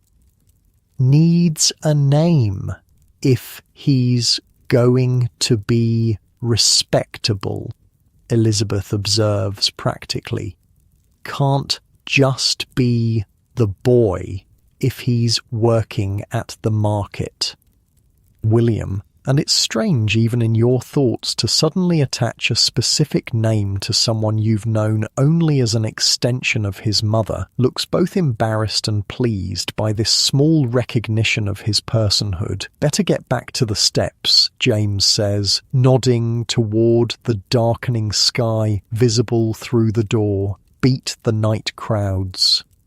He's right. As evening deepens into night, the competition for safe sleeping spots intensifies. Your group's regular place on the workhouse steps isn't guaranteed if you're away too long. Sarah adjusts Agnes on her hip again. I should get to work. If I'm late, Mr. Parker might reconsider keeping me on, and then none of this matters anyway. I'll walk part way with you, William offers. Talk more about tomorrow. There's a moment of surprised silence at this continued show of initiative from the formerly sullen boy. Mary watches her son with an expression that mingles hope and wariness, as if afraid to believe in this transformation. Right then, Elizabeth says briskly, "Back to the steps for the rest of us." Your group splits, Sarah and William heading toward the coffee shop, while the rest of you brace yourselves for the journey back to St. Giles. The bread in your pocket feels like treasure, its weight a promise of something substantial in your stomach tonight. Combined with the scraps from earlier, it's been a relatively good day for food, a rarity in the precarious existence of the crawlers. The walk back is slower than the journey to the church. The brief respite in the warm, dry building has allowed your muscles to stiffen, making movement more painful. The rain, though lighter now, still finds its way through your inadequate clothing, and the approaching night brings a deeper chill to the air. "Think the boy will really work the market?" James asks as you trudge through puddles that splash over the broken tops of your shoes.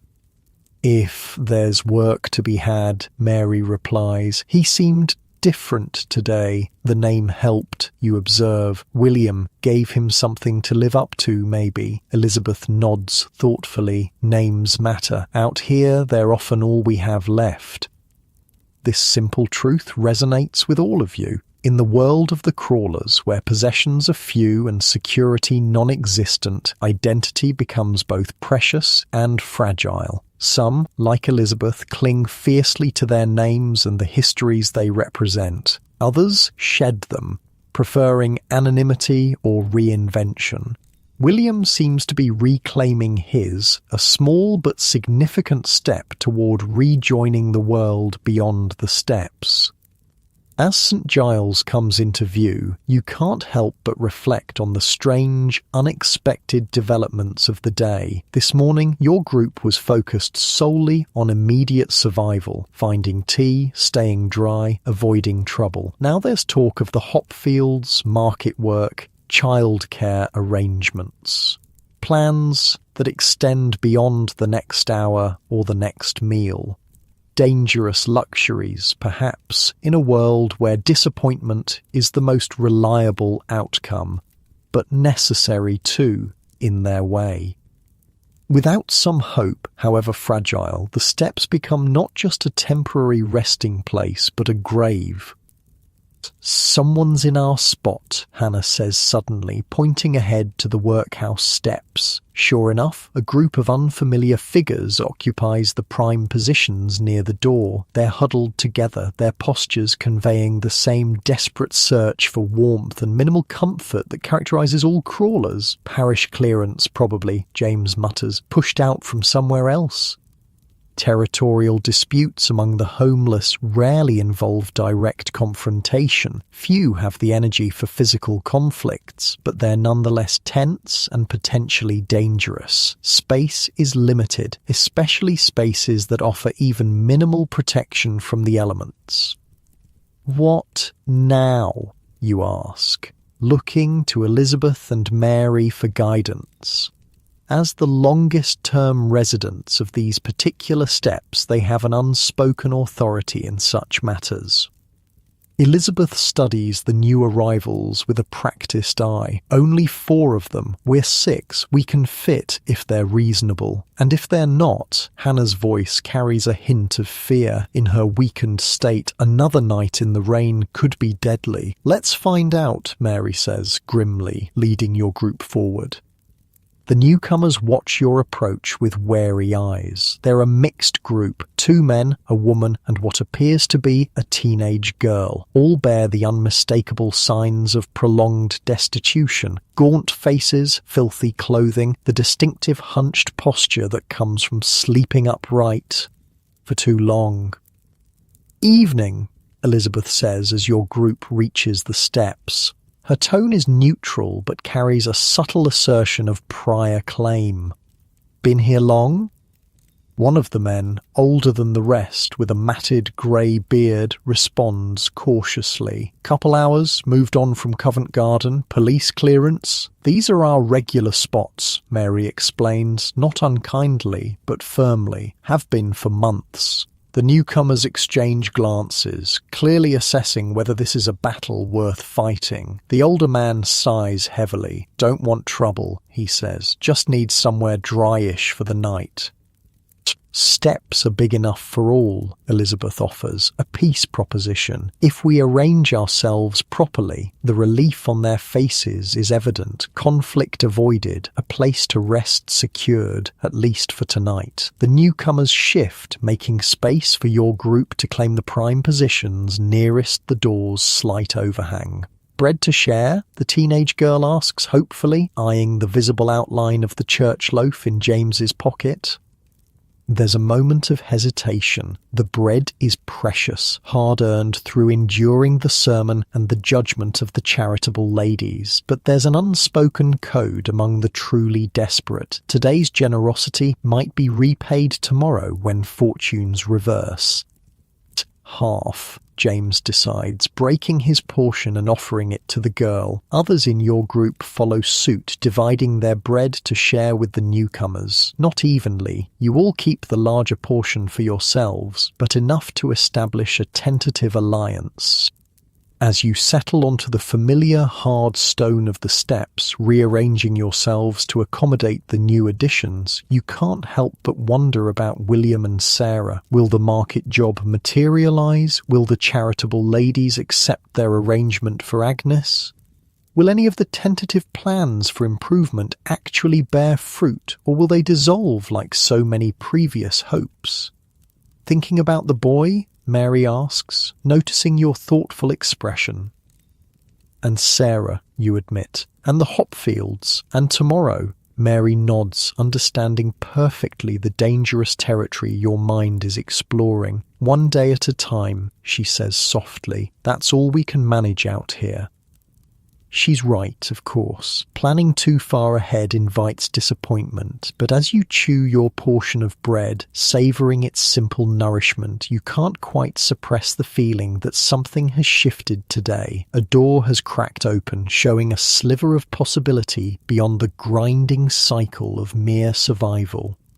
The rain has stopped completely now, though the steps remain wet and the night air damp. Around you, the mixture of familiar companions and new arrivals settles into the peculiar half-sleep of the crawlers, bodies upright against the workhouse door, eyes never fully closed. Tomorrow, William will try the market again. Tomorrow, Sarah will begin her week of proving herself a fit mother. Tomorrow may bring news of the hop fields, or new calamities, or simply more of the same endless struggle to exist. But for now, with bread in your stomach and the relative security of numbers around you, you allow yourself to drift toward that strange, vigilant rest that's the closest thing to sleep you've known since joining the ranks of the crawlers. Not peace, exactly, but perhaps, just perhaps, a fragment of hope to carry into the morning. Morning comes as it always does, too early and too cold. The newcomers from last night are already stirring, gathering their meagre possessions with the practiced efficiency of those accustomed to moving on at first light. Their temporary alliance with your group served its purpose through the dark hours, but daylight brings different priorities. Heading to the river, the older man explains briefly as they prepare to leave. Heard there's work unloading coal barges. Good luck, Elizabeth offers, her voice still thick with sleep. You watch them go with a mix of empathy and relief. Fewer bodies means more space, but also less shared warmth. It's an endless calculation of advantages and disadvantages that governs life on the steps. Mary is already fully awake, her eyes fixed on the street. Watching for William, you realise he never returned last night after walking with Sarah toward the coffee shop. He'll be fine, you tell her, though you have no basis for this assurance. Always is, she replies, but the worry in her eyes betrays her, too stubborn not to be. As the morning light strengthens, illuminating the grime and damp of your surroundings, you notice a figure approaching from the direction of Drury Lane. Not William, but a woman you've seen occasionally on the steps, a tall, bony figure with grey hair visible beneath a tattered scarf. The crawlers call her Scotty because of her distinctive accent, a remnant of a life before London's streets claimed her. Look who's back, Hannah murmurs, nodding toward the approaching figure. Scotty walks with a peculiar shuffling gait that speaks of exhaustion and inadequate footwear. Her most distinctive feature is the grey waterproof coat she wears, fastened so tightly around her thin frame that it seems in danger of tearing. It's her only protection against the elements. Rumour has it she has no underclothing whatsoever. On her feet are what once might have been galoshes, now reduced to shapeless coverings with no soles. 3 days picking oakum, wasn't it? James asks, as Scotty reaches the steps. Aye, she confirms, lowering herself carefully onto the stone beside Elizabeth. 3 days in Marylebone workhouse for the crime of seeking shelter too often in 1 month. Her voice carries the unmistakable lilt of Scotland, but there's a refinement to her speech that sits at odds with her ragged appearance. Unlike many who've been on the streets for extended periods, Scotty retains a vocabulary and diction that hints at education and better days. Worth it? Elizabeth asks, a genuine question rather than judgment.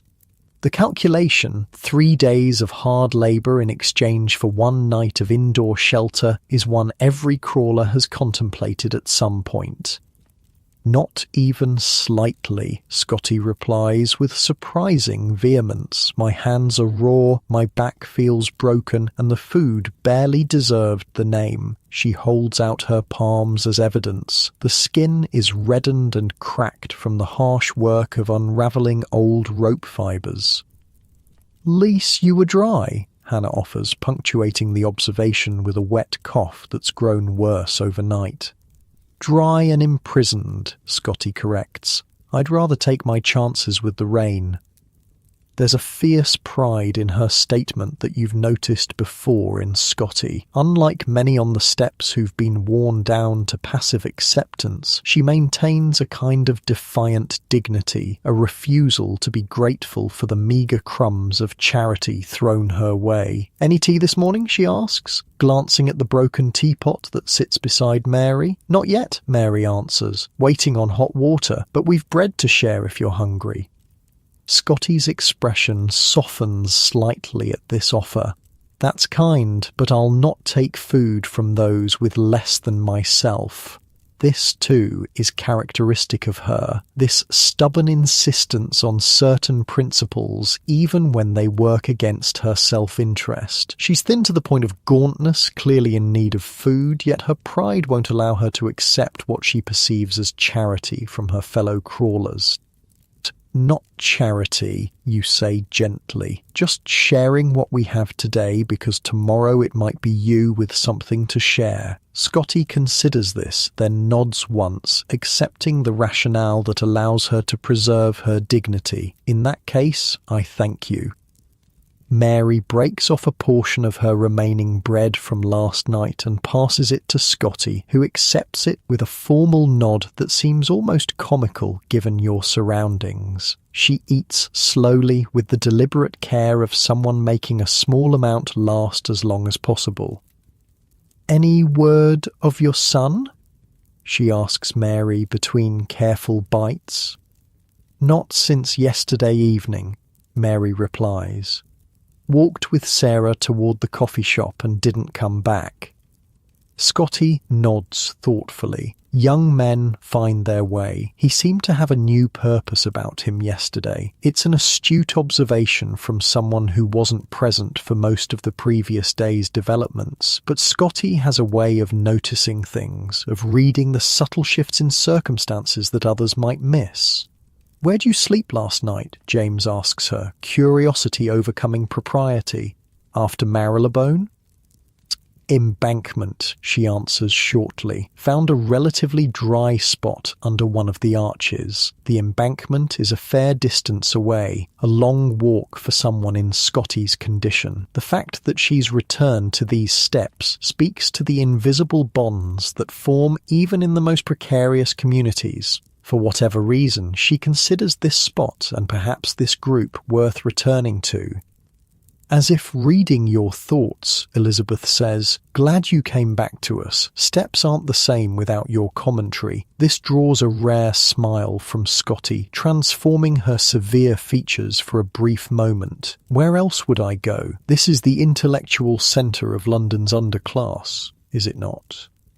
The joke, for it must be a joke given your circumstances, surprises a laugh from several of you. It's the kind of unexpected wit that makes Scotty something of an enigma among the crawlers. Most people in her position have long since lost any capacity for humour or irony. "I'll get water," you offer, standing and stretching your stiff limbs. "For tea, if Mr. Parker's feeling generous this morning." "I'll come with you," Scotty says unexpectedly, rising with visible effort. "My legs need stretching after 3 days of sitting hunched over oakum." You don't object, though you're surprised by her offer. The journey to Drury Lane isn't difficult, but in her weakened state, every unnecessary expenditure of energy seems unwise. Still, there's a restlessness about her today, a need for movement that you recognize from your own experience. Sometimes sitting still with your thoughts becomes unbearable.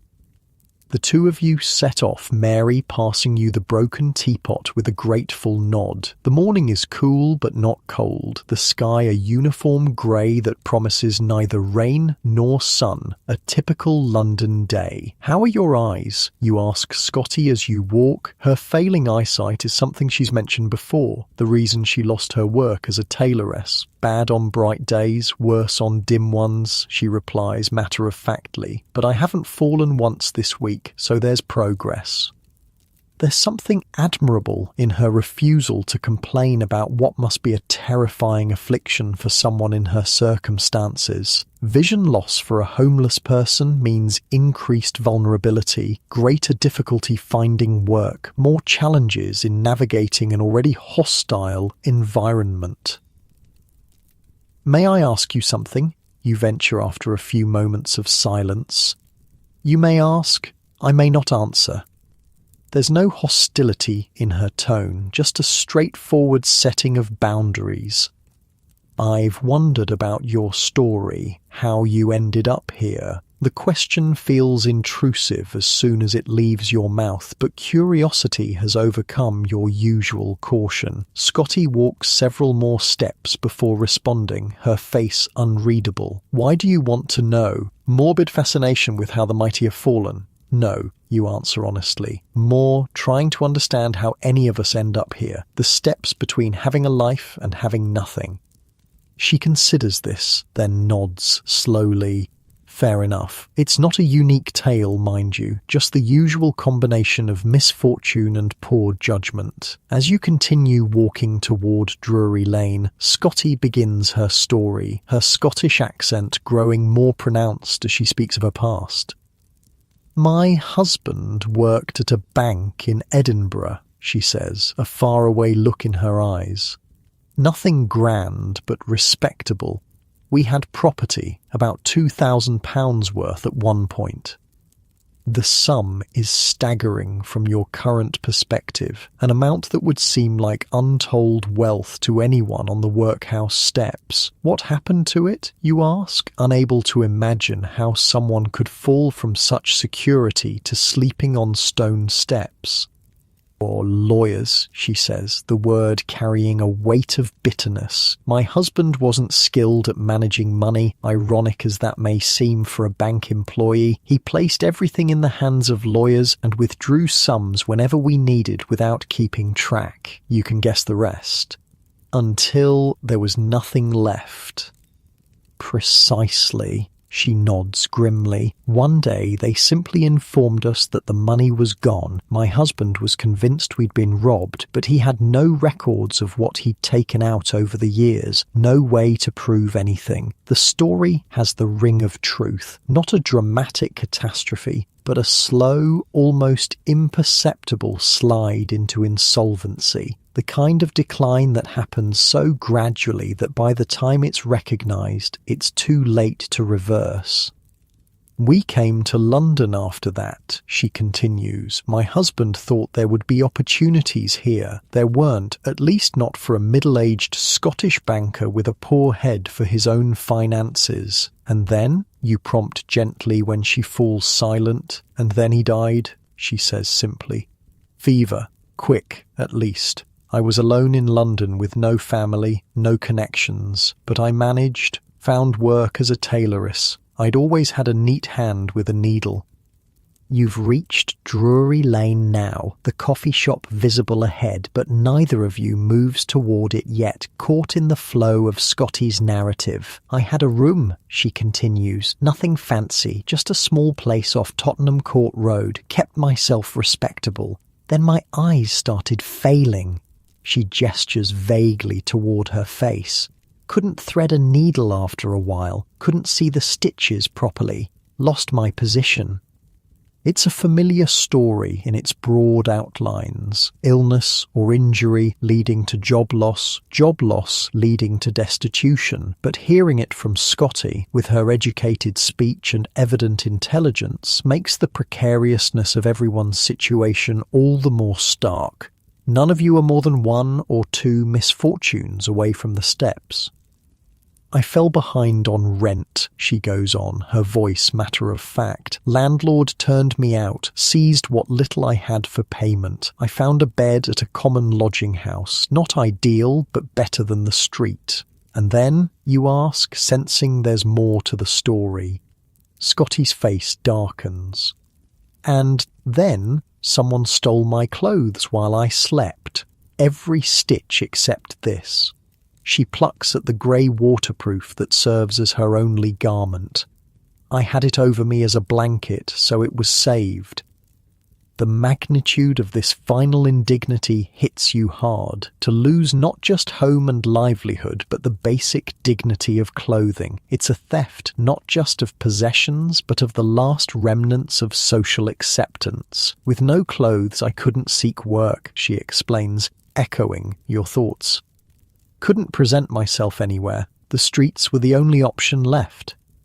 You've reached the coffee shop now, but you hesitate outside, reluctant to interrupt her story for something as mundane as hot water.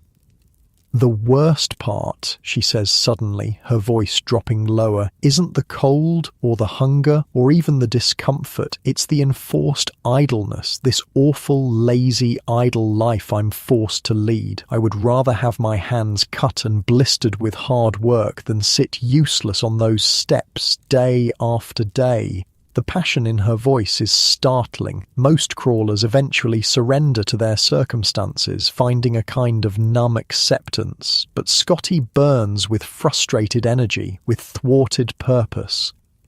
You have a plan, you observe. It's not a question. Something in her manner suggests a mind still working, still plotting a way out. 7 shillings, she says. That's what I could earn weekly at the army stores in Pimlico. I worked there before, in better days. They know me, know my work. But, you prompt, hearing the unspoken obstacle. But I need decent clothes first. An address to give them. Can't exactly say, find me on the workhouse steps if you need me. The coffee shop door opens and Mr. Parker himself emerges, a look of mild surprise on his face at finding you standing outside rather than entering. Water for tea? He asks, noting the teapot in your hands. Yes, please, you answer, if it's not too much trouble. No trouble, he says, taking the pot. As he turns to go back inside, he hesitates, looking at Scotty more carefully. You're the Scottish lady, aren't you? From near the steps? Scotty straightens slightly, a hint of her former dignity visible in her bearing despite her ragged appearance. I am. Thought so. Sarah mentioned you, said you were educated, could read and write well. I can, Scotty confirms, a cautious note in her voice, as if uncertain where this conversation is leading. Mr. Parker nods thoughtfully. I've bills and accounts that need sorting, books that need keeping. Not regular work, mind you, just an afternoon here and there, but it's indoors, and it pays. The offer hangs in the air between them. You hold your breath, afraid that Scotty's pride might cause her to refuse what could be a critical opportunity. My appearance is hardly suitable for your establishment, she says after a moment, gesturing at her ragged state. Mr. Parker shrugs. Backroom work. No one would see you but me and the kitchen boy, and Sarah, of course. You can see the calculation happening behind Scotty's eyes, weighing pride against opportunity, dignity against necessity. When would you need this assistance? She asks finally. Tomorrow afternoon would do, he replies. 2 hours to start, 6pence for your trouble. 6pence, a paltry sum to most working Londoners, but a fortune to someone on the steps, enough for a night's lodging in a decent house, or a meal that wasn't scraps, or saved toward those decent clothes she needs for real employment. I'll be here, Scotty says, with simple dignity. Thank you. Mr. Parker disappears inside with the teapot, leaving you and Scotty standing in momentary silence, absorbing what's just happened. Well, you say finally, that's unexpected good fortune.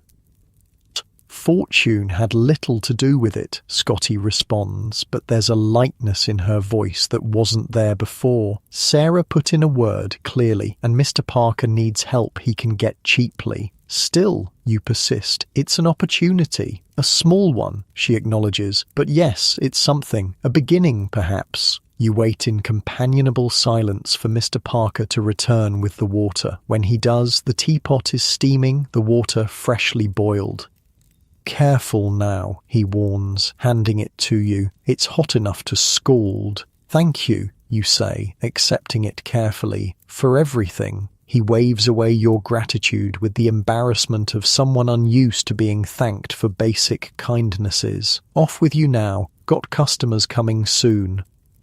The walk back to the steps is slower than the journey out, both of you concentrating on not spilling the precious hot water, but there's a different energy between you now, a sense of possibilities opening, however small. Will you tell the others? You ask, nodding toward the steps that are now visible in the distance.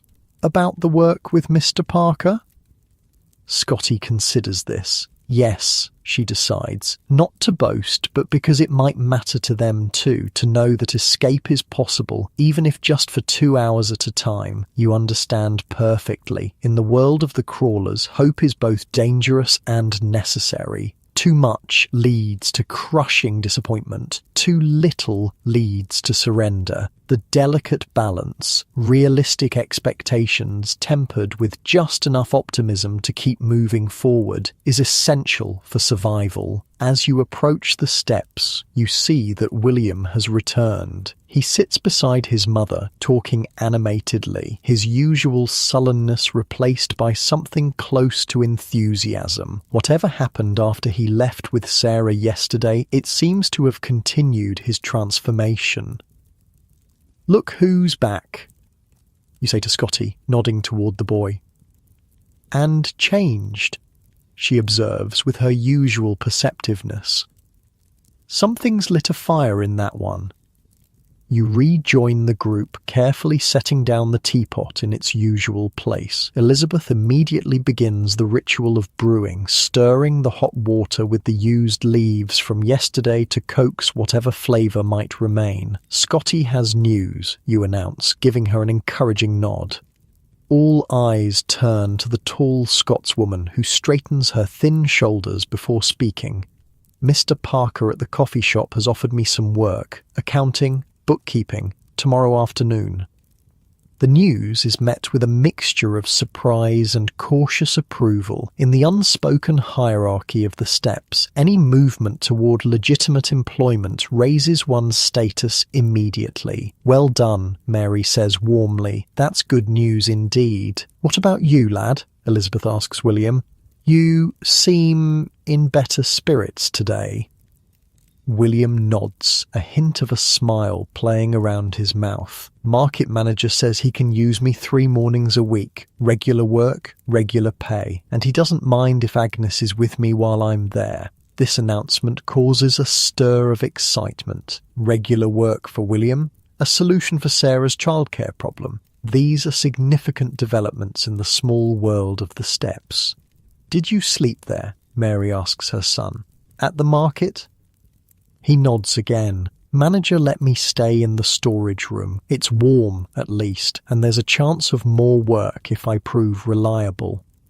As Elizabeth distributes the tea, passing the pot carefully from person to person, you're struck by the subtle but significant shift that's occurred in just 24 hours. Yesterday, your group was focused entirely on immediate survival. Today, there are threads extending outward: William's market work, Scotty's bookkeeping, the continued hope of the hop fields. Small things, easily broken but real nonetheless.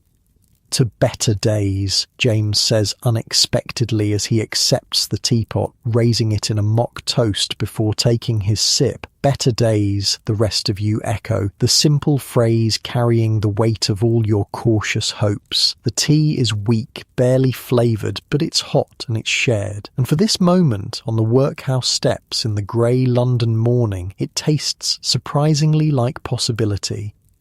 The weather holds through midday, the grey sky neither improving nor worsening. A small mercy, but one you've learned to appreciate. On the steps, even the absence of new misery counts as good fortune. William left for the market hours ago, his newfound purpose visible in his straightened posture and quickened step. Scotty departed shortly after, mentioning something about preparing for tomorrow's work at the coffee shop, though what preparation might be possible in her circumstances remains a mystery.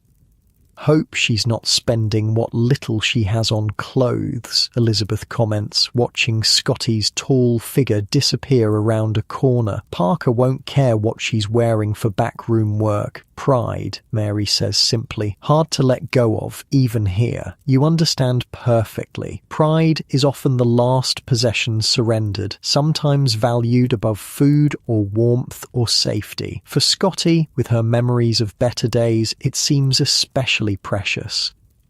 The conversation drifts, as it often does on the steps, between immediate concerns and distant hopes. Hannah's cough is worse today, deep and wet in a way that worries everyone, though no one mentions it directly. James has heard rumours of a new soup kitchen opening near Covent Garden, though the details are vague. Elizabeth's knees are paining her more than usual, a sure sign of changing weather despite the temporarily dry sky.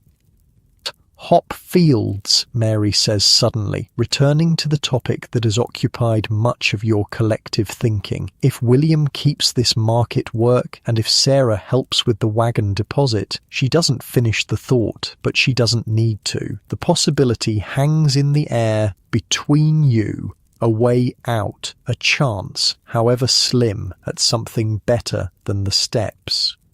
One day at a time, Elizabeth cautions gently, always the voice of hard-earned wisdom. Market work today, hop fields when they come. The peaceful lull of the afternoon is broken by the arrival of a constable. Not Burke, your usual and relatively sympathetic guardian, but a newer man, whose name you don't know. His expression as he approaches suggests that his visit won't be a pleasant one. "Moving you lot along," he announces without preamble. "Orders from above. Steps need to be clear for inspection." "Inspection?" Elizabeth asks, not moving from her spot. "What inspection?" The constable's face hardens at the question, as if the mere act of seeking information constitutes insubordination. "Workhouse Commission, coming to assess conditions. Can't have you cluttering the entrance, making the place look bad." The irony is so perfect it would be laughable if it weren't so bitter. The workhouse, designed ostensibly to assist the destitute, needs to hide the actual destitute from those coming to evaluate it. The steps must be cleared not to help you, but to create the illusion that help isn't needed. "Where are we supposed to go?" Mary asks, her tone carefully balanced between deference and desperation. "Not my concern," the constable replies with practiced indifference. "Just need these steps clear within the hour. After that, do what you like." With this dismissal, he turns and walks away, duty discharged, conscience apparently unbothered by the fact that he's just rendered several vulnerable people temporarily homeless from their already inadequate refuge. "Well," James says after a moment of stunned silence, "that's torn it." "Just for a few hours," you suggest, trying to sound more hopeful than you feel. "We can come back after the inspection. If someone else doesn't claim the spot," Hannah points out, her voice rough from coughing. "News travels fast when there's a good doorway free." She's right, of course. In the ruthless geography of street survival, prime locations rarely remain unclaimed for long. The workhouse steps, with their slight overhang and central location, are coveted territory. "We need somewhere to wait it out," Elizabeth says practically. "Somewhere dry, if possible." She glances meaningfully at the darkening sky, where the clouds have begun to gather into more ominous formations. The options are limited. Parks offer no shelter, shops will chase you away. Churches are generally locked between services. The public houses might allow you to sit if you had money to spend, which none of you do. A library, James suggests, the one on Great Russell Street, sometimes lets us sit if we're quiet and don't smell too bad. It's a possibility, but a distant one. Great Russell Street is a long walk for those in your condition, and the librarian's tolerance for obviously homeless visitors is inconsistent at best. "St. Martin's Porch," Hannah counters. "Deeper than most, room for all of us if we squeeze." This suggestion has more immediate appeal. St. Martin's is closer, and its entrance portico does indeed offer better protection than most. The downside is its popularity. You likely won't be the only ones seeking its shelter. St. Martin's, Elizabeth decides, her status as the group's unofficial leader once again unchallenged. Before the rain starts. The decision made, you all begin the laborious process of gathering your few possessions. For most, this consists of little more than tucking the precious broken teapot into a safe pocket, checking that any hoarded food scraps are secure, perhaps adjusting a particularly treasured rag used as extra padding or insulation. As you prepare to leave the familiar security of the steps, you're struck by a wave of what can only be described as homesickness, an irrational but powerful attachment to this uncomfortable corner of stone that has been your one constant in a world of uncertainty. "Will the boy know where to find us?" Mary asks anxiously, looking down the street as if William might materialize at any moment. "He's smart," Elizabeth reassures her. "He'll figure it out, or come back when the inspection's done." This satisfies Mary, or at least quiets her immediate concern. With visible reluctance, your group finally vacates the steps that have been your home base for months. The constable watches from a distance, making sure the eviction is complete before moving on to his next task. The walk to St. Martin's is slow and difficult. Hannah struggles with every step, her breathing laboured, her coughing near constant now. James and Elizabeth flank her, offering support without making it obvious, preserving her dignity while ensuring she doesn't collapse. The sky continues to darken, the threat of rain becoming more imminent with each passing minute. The air has that peculiar heaviness that precedes a downpour, thick with moisture not yet released. "Going to be a bad one," James observes, looking up at the looming clouds. "Feel it in my bones." The others nod in agreement. You've all developed a weather sense that has nothing to do with scientific knowledge and everything to do with survival. You can feel an approaching storm in your joints, your scars, your old injuries, the physical record of hard lives made harder by exposure.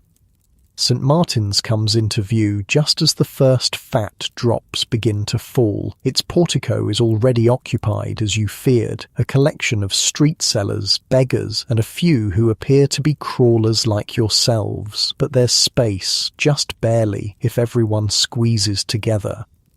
The occupants eye your approach with the wariness of those for whom new arrivals mean less space, potentially more attention from authorities, but there's also recognition, the unspoken solidarity of shared circumstances. "Room for a few more?" Elizabeth asks, her dignity somehow intact despite her bedraggled appearance. A grizzled man who seems to be the unofficial spokesman for the group shrugs. "If you don't mind close quarters." "We're used to close," she replies with simple truth. The existing occupants shift, making space for your group in the sheltered area. It's tight, uncomfortably so, but it's dry as the rain begins to fall in earnest, sheeting down just beyond the edge of the portico. "Workhouse inspection," James explains to no one in particular, though the question of why you're seeking shelter in the middle of the day hangs unspoken in the air. "Bastards," someone mutters from the back of the group. "Same at St. Giles last month, cleared everyone out, brought in new linens just for show, took 'em away again after." This information is met with knowing nods. The performance of charity for official visitors is a familiar concept to anyone who spent time in London's institutions for the poor. The rain intensifies, drumming against the stone steps beyond your shelter. The sound would be soothing in other circumstances, if you were inside a proper building, if you had dry clothes and a full stomach, if you knew the rain couldn't reach you. As it is, the noise serves as a constant reminder of your precarious position, of how quickly comfort can turn to misery with just a few feet of difference. Hannah's coughing grows worse in the damp air. She tries to muffle it, aware that persistent coughing makes others nervous in close quarters, but the effort only seems to make the spasms more severe. "Here," says a woman you don't know, offering Hannah a small dirty bottle. "Bit of cough syrup. Won't cure what ails you, but might ease it some." Hannah accepts with murmured thanks, taking a careful sip of the dark liquid. Whether it's actual medicine or just watered-down alcohol is impossible to tell, but the gesture itself, this sharing of scarce resources among strangers, is a small reminder of humanity persisting in inhuman conditions. Time passes slowly in the portico, with nothing to do but watch the rain and listen to the sounds of the street, cartwheels splashing through puddles, the occasional shout of a vendor, the continuous backdrop of water falling. Each minute stretches into what feels like hours. Conversation ebbs and flows among the sheltered group. Some sleep, the skill of dozing upright perfected through necessity. Others talk in low voices about the usual topics, where food might be found, which areas are being policed heavily, what churches or missions are offering relief. The geography of survival mapped through shared knowledge. Ever been to the hop fields? You ask the grizzled man who seems most familiar with the area. He nods, his eyes brightening slightly at the question. 3 seasons past. Good money if you've got a strong back and quick hands. We're thinking of trying this year, you say, including your whole group in the tentative plan, if we can manage the deposit for the wagon. Worth it, he confirms. Worked half a season. Came back with almost 15 shillings, enough for a room and decent clothes, at least for a while. The sum sounds enormous from your current perspective, a fortune that could transform your circumstances completely. It feeds the fragile hope that has been building since the first mention of the hop fields. Weather's the thing to watch, he continues, warming to his topic. Rain like this during picking season can ruin the whole crop. No hops, no work. This sobering reminder of how factors entirely beyond your control might determine your fate dampens the momentary optimism. Even this potential escape route depends on favourable circumstances, on luck rather than just effort. The rain shows no sign of abating as the afternoon wears on. If anything, it intensifies, the individual drops merging into solid sheets that turn the street into a shallow river. Even with the shelter of the portico, the wind occasionally drives spray onto the huddle grue, adding to the general dampness that seems to permeate everything. Someone coming, James alerts suddenly, nodding toward a figure approaching through the downpour. It's William, soaked through but moving with purpose. He spots your group in the portico and changes direction, splashing through puddles without apparent concern for his already saturated state. Been looking all over, he says, as he reaches the relative shelter, water streaming from his ragged clothes. Constable said you'd been moved on, checked 3 churches before this one. You're drenched, Mary scolds, but the relief in her voice undermines any attempt at sternness. Should have waited out the rain. William shakes his head, sending droplets flying. Couldn't. Important news. He pauses, seeming to realise that his announcement has drawn attention from the entire sheltered group, not just his immediate circle. Lowering his voice, he continues, Market manager says he can use me every day next week. Full days, not just mornings, 6 pence daily.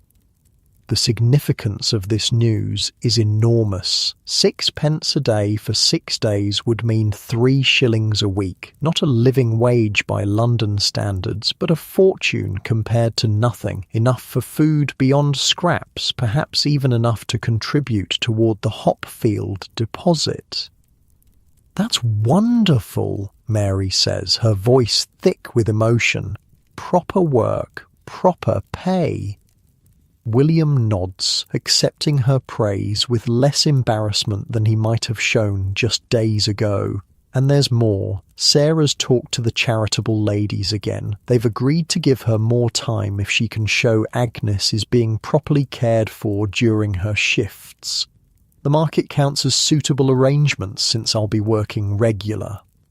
This additional piece of good news ripples through your immediate group. Sarah's precarious hold on her daughter has been strengthened, William has secured regular employment, and the overall trajectory seems, for once, to be upward rather than downward. Did you see Scotty in your travels? Elizabeth asks, practical as always. She went off earlier, said something about preparing for tomorrow. William shakes his head. No sign of her, but I did see that constable again. Burke, the decent one, said we can go back to the steps after 6. Inspection will be done by then. The news that your eviction is only temporary brings another wave of relief. The steps may be cold and hard, but they're familiar, and in the harsh geography of street life, known discomforts are preferable to unknown ones. The rain continues unabated as afternoon slides toward evening. Hannah's cough worsens despite the borrowed medicine, each spasm shaking her thin frame with frightening intensity. James and Elizabeth exchange concerned glances over her bent head, a silent communication born of long experience with illness among the destitute. The chances of recovery without proper shelter, food, and medicine are vanishingly small, and you all know it. Should try the infirmary, James suggests quietly, not directly to Hannah, but to the group at large. They sometimes take cases like hers. Hannah shakes her head without looking up. No infirmaries, no institutions. Seen too many go in, not enough come out.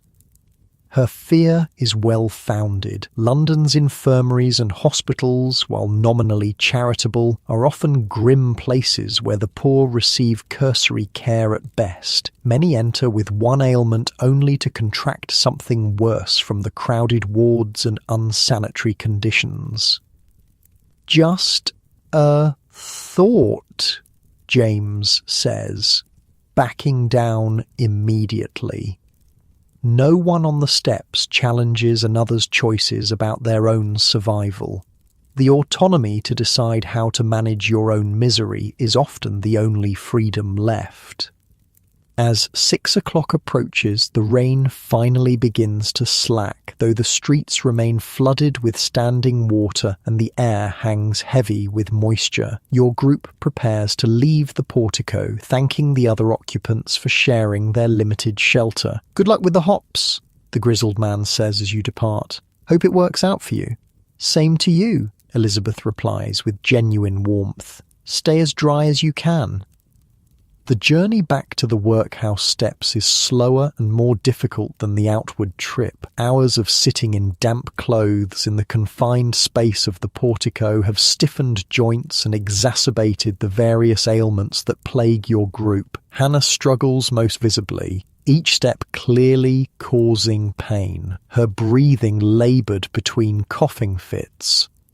The city has a washed-out, bedraggled appearance after the heavy rain. Gutters overflow, refuse floats in murky puddles, and even the normally bustling streets are relatively quiet, as if London itself is waiting for better weather before resuming its usual pace. When the workhouse comes into view, you're relieved to see that the steps are indeed vacant. The inspection has concluded, the officials departed, and your unofficial home is available once more. But as you draw closer, a new problem becomes apparent. "It's flooded," Mary says, stating the obvious, as you all stare at the bottom 3 steps, which are now submerged under several inches of standing water. The workhouse sits at a slight depression in the street, and the heavy rain has collected exactly where you need to be. The upper steps are relatively dry, but there aren't enough of them to accommodate everyone in your usual arrangement. Higher ground tonight, Elizabeth decides, already calculating how to make the best of the situation. Tighter quarters, but at least we won't be sitting in water. No one argues. The modified arrangement will mean less personal space, more direct contact with each other, but the alternative, wet stone in contact with already damp clothing, would be far worse. In the cold of a London evening after rain, such conditions can be deadly, particularly for those already weakened like Hannah. As you settle onto the upper steps, arranging yourselves in a new configuration that maximizes the use of the limited dry space, a familiar figure appears at the corner of the street. Scotty, James identifies her first, his eyesight still relatively sharp despite everything else that's failing.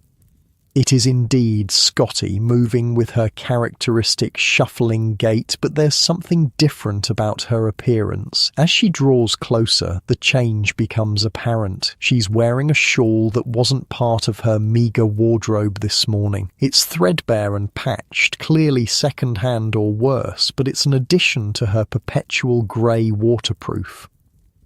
"Found you," she says by way of greeting as she reaches the steps. "Checked the usual spot first, then heard about the inspection and guessed you might have been moved on." "Where'd you get the shawl?" Mary asks, practical as always and never one to dance around a direct question. Scotty's chin lifts slightly, a gesture of dignity that seems instinctive rather than calculated. "Mission House on Tottenham Court Road. They know me from before, when I still had a room nearby." This explanation raises as many questions as it answers. Scotty has never mentioned any ongoing connection to charitable institutions, has in fact been vocally critical of most organised efforts to help the poor. "They just gave it to you?" Elizabeth asks, her tone carefully neutral. "Not exactly," Scotty admits after a pause. "I'm to attend their Sunday service and their temperance meeting after." The price of charity is always compliance in one form or another. For Scotty, with her fierce independence, agreeing to sit through religious instruction and temperance lectures must have been a significant concession. For the work tomorrow, you guess, understanding dawning, you wanted to look more presentable. Scotty nods, a flash of something like embarrassment crossing her features. "Foolish vanity, perhaps, but I couldn't bear to face Mr. Parker in just this." She gestures at her worn grey coat. "Not for proper work with numbers and accounts." No one contradicts her or suggests that her pride might be misplaced. In your world, where so much has been stripped away, these small assertions of dignity are not just understandable, but necessary. She joins your reconfigured arrangement on the upper steps, fitting herself into the limited available space with careful consideration for Hannah, whose condition has clearly deteriorated during the day. "Bad chest," she observes, looking at Hannah with concern. "Need to get her inside somewhere." "She won't go to the infirmary," James informs her. "Can't say I blame her." Scotty nods, understanding perfectly. "What about the casual ward here?" she suggests, nodding toward the workhouse door behind you. "Just for a night or two, until the worst passes. 3 days picking oakum if they let you in," Elizabeth reminds her. "You said yourself it wasn't worth it." "Different calculation when you're coughing like that," Scotty points out, "and they have to take the sick, at least in theory." Hannah shakes her head weakly. "Rather take my chances here," she insists between coughs, "with friends." The simple designation, friends, not just fellow crawlers or companions in misery, touches something in all of you. For all its hardships, the community of the steps offers something that institutions cannot, a form of care that comes without conditions or judgment. "We'll keep you warm," Mary promises, shifting closer to share her body heat. "And William might bring back something from the market tomorrow. Proper food helps healing." The mention of William reminds you that he hasn't yet returned from whatever errand took him away after showing you back to the steps. As if summoned by the thought, he appears around the corner, moving quickly despite the puddles still covering much of the street. "Look what I found," he calls as he approaches, unusual excitement in his voice. In his arms is a bundle of what appears to be rags or old clothing. As he reaches the steps, he unwraps his burden to reveal what's causing his excitement. Blankets. 3 of them. Ragged and patched but unmistakably actual blankets, not just the assorted pieces of cloth or newspaper that usually serve as your covering. "Where on earth?" Mary begins, clearly torn between delight at this treasure and concern about how it was acquired. Market manager, William explains quickly. End of day, he was clearing old stock that got damp in a leak. These were going to be thrown out. Asked if I wanted them, said yes before he could think better of it.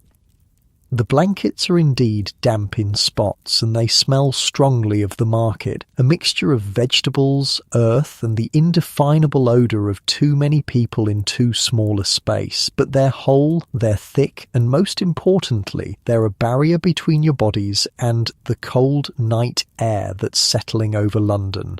Proper miracle, Elizabeth declares, running her gnarled hands over the rough wool with something close to reverence. William distributes his bounty with careful consideration. One blanket to Hannah, whose need is greatest, one shared between his mother and Elizabeth, the eldest of your group, and one for the remaining 3 of you to divide as best you can. It's a small thing, objectively speaking. 3 worn blankets for 7 people, all still sitting on hard stone steps in damp clothing after a day of being moved from place to place at others' whim. But in the context of your existence, it represents an almost unimaginable luxury, a cushion against the harshest edges of your circumstances. As night falls fully and the streets empty of all but the most desperate or determined, your reconfigured group settles into the familiar pattern of half-sleep that defines the crawler's existence. The blankets make a noticeable difference, not comfort by any normal standard, but a significant improvement over your usual condition.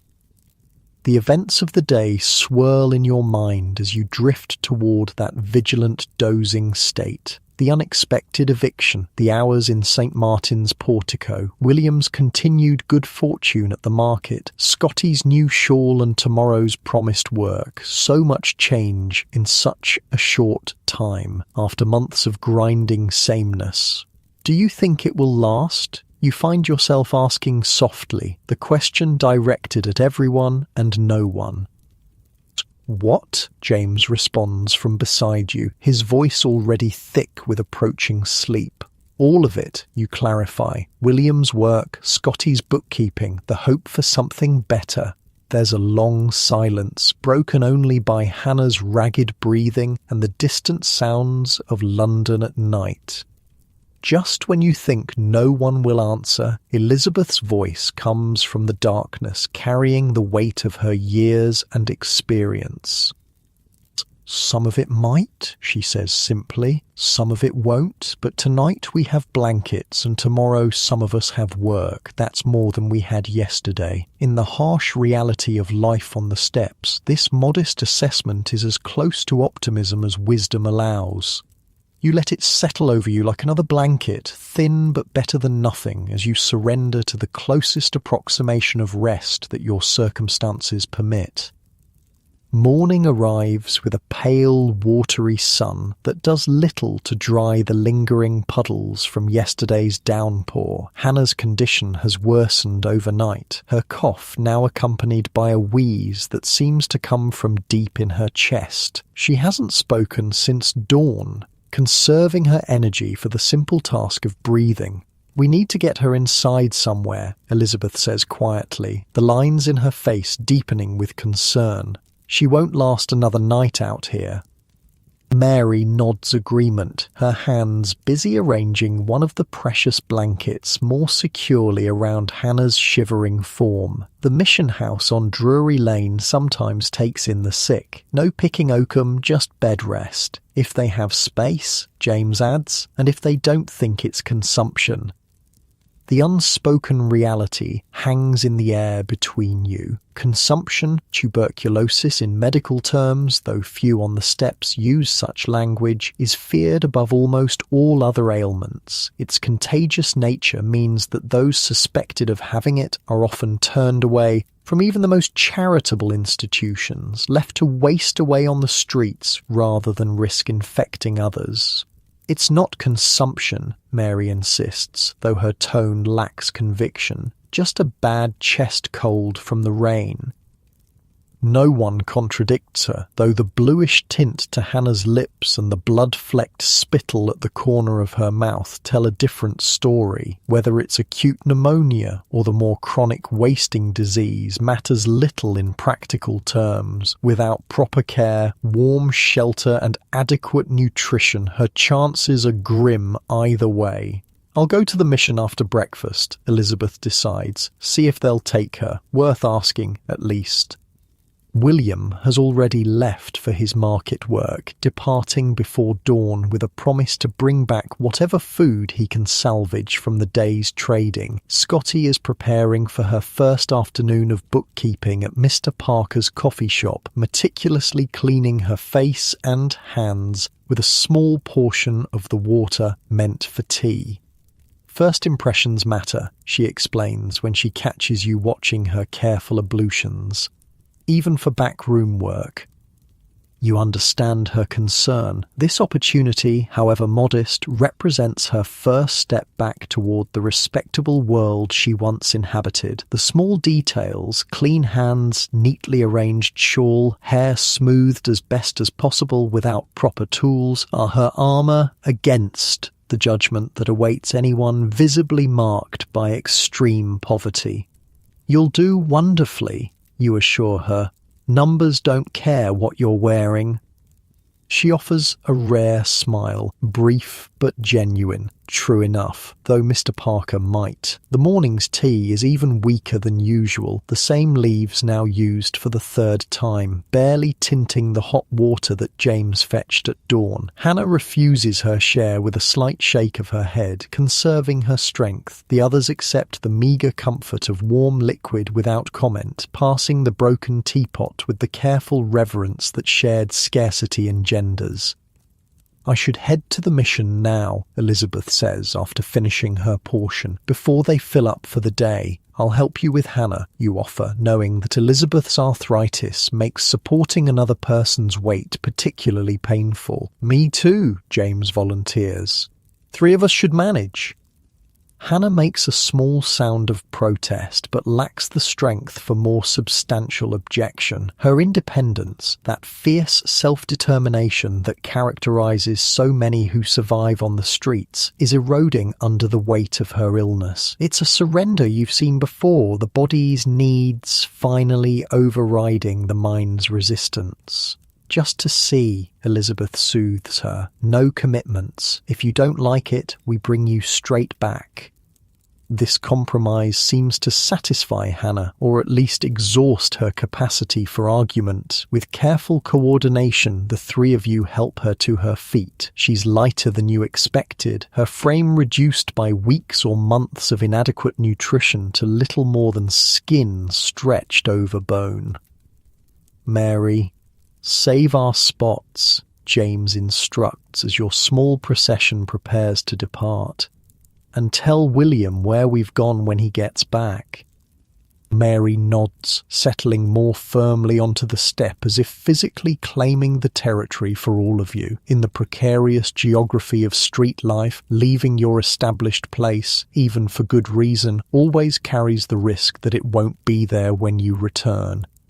The journey to the Drury Lane mission is slow and halting. Hannah can walk, but just barely, each step clearly requiring concentrated effort. You and James support her on either side, while Elizabeth leads the way, her own movement hampered by painful joints, but her determination unwavering. Almost there, she encourages as the mission comes into view. A narrow building wedged between a chandler's shop and a dingy pub. Its only distinguishing feature is a small cross painted above the door, faded by London's perpetual grime but still visible. The mission is already busy despite the early hour. A line of ragged figures waits outside for the daily bread distribution, while others sit on benches in the small front room, warming themselves by a meagre fire. A harried-looking woman in a plain dark dress moves between them, dispensing what appears to be medicine from a small bottle. Sister Agnes, Elizabeth identifies her, leaning close to speak in your ear. Strict but fair, better than most who deal with our sort.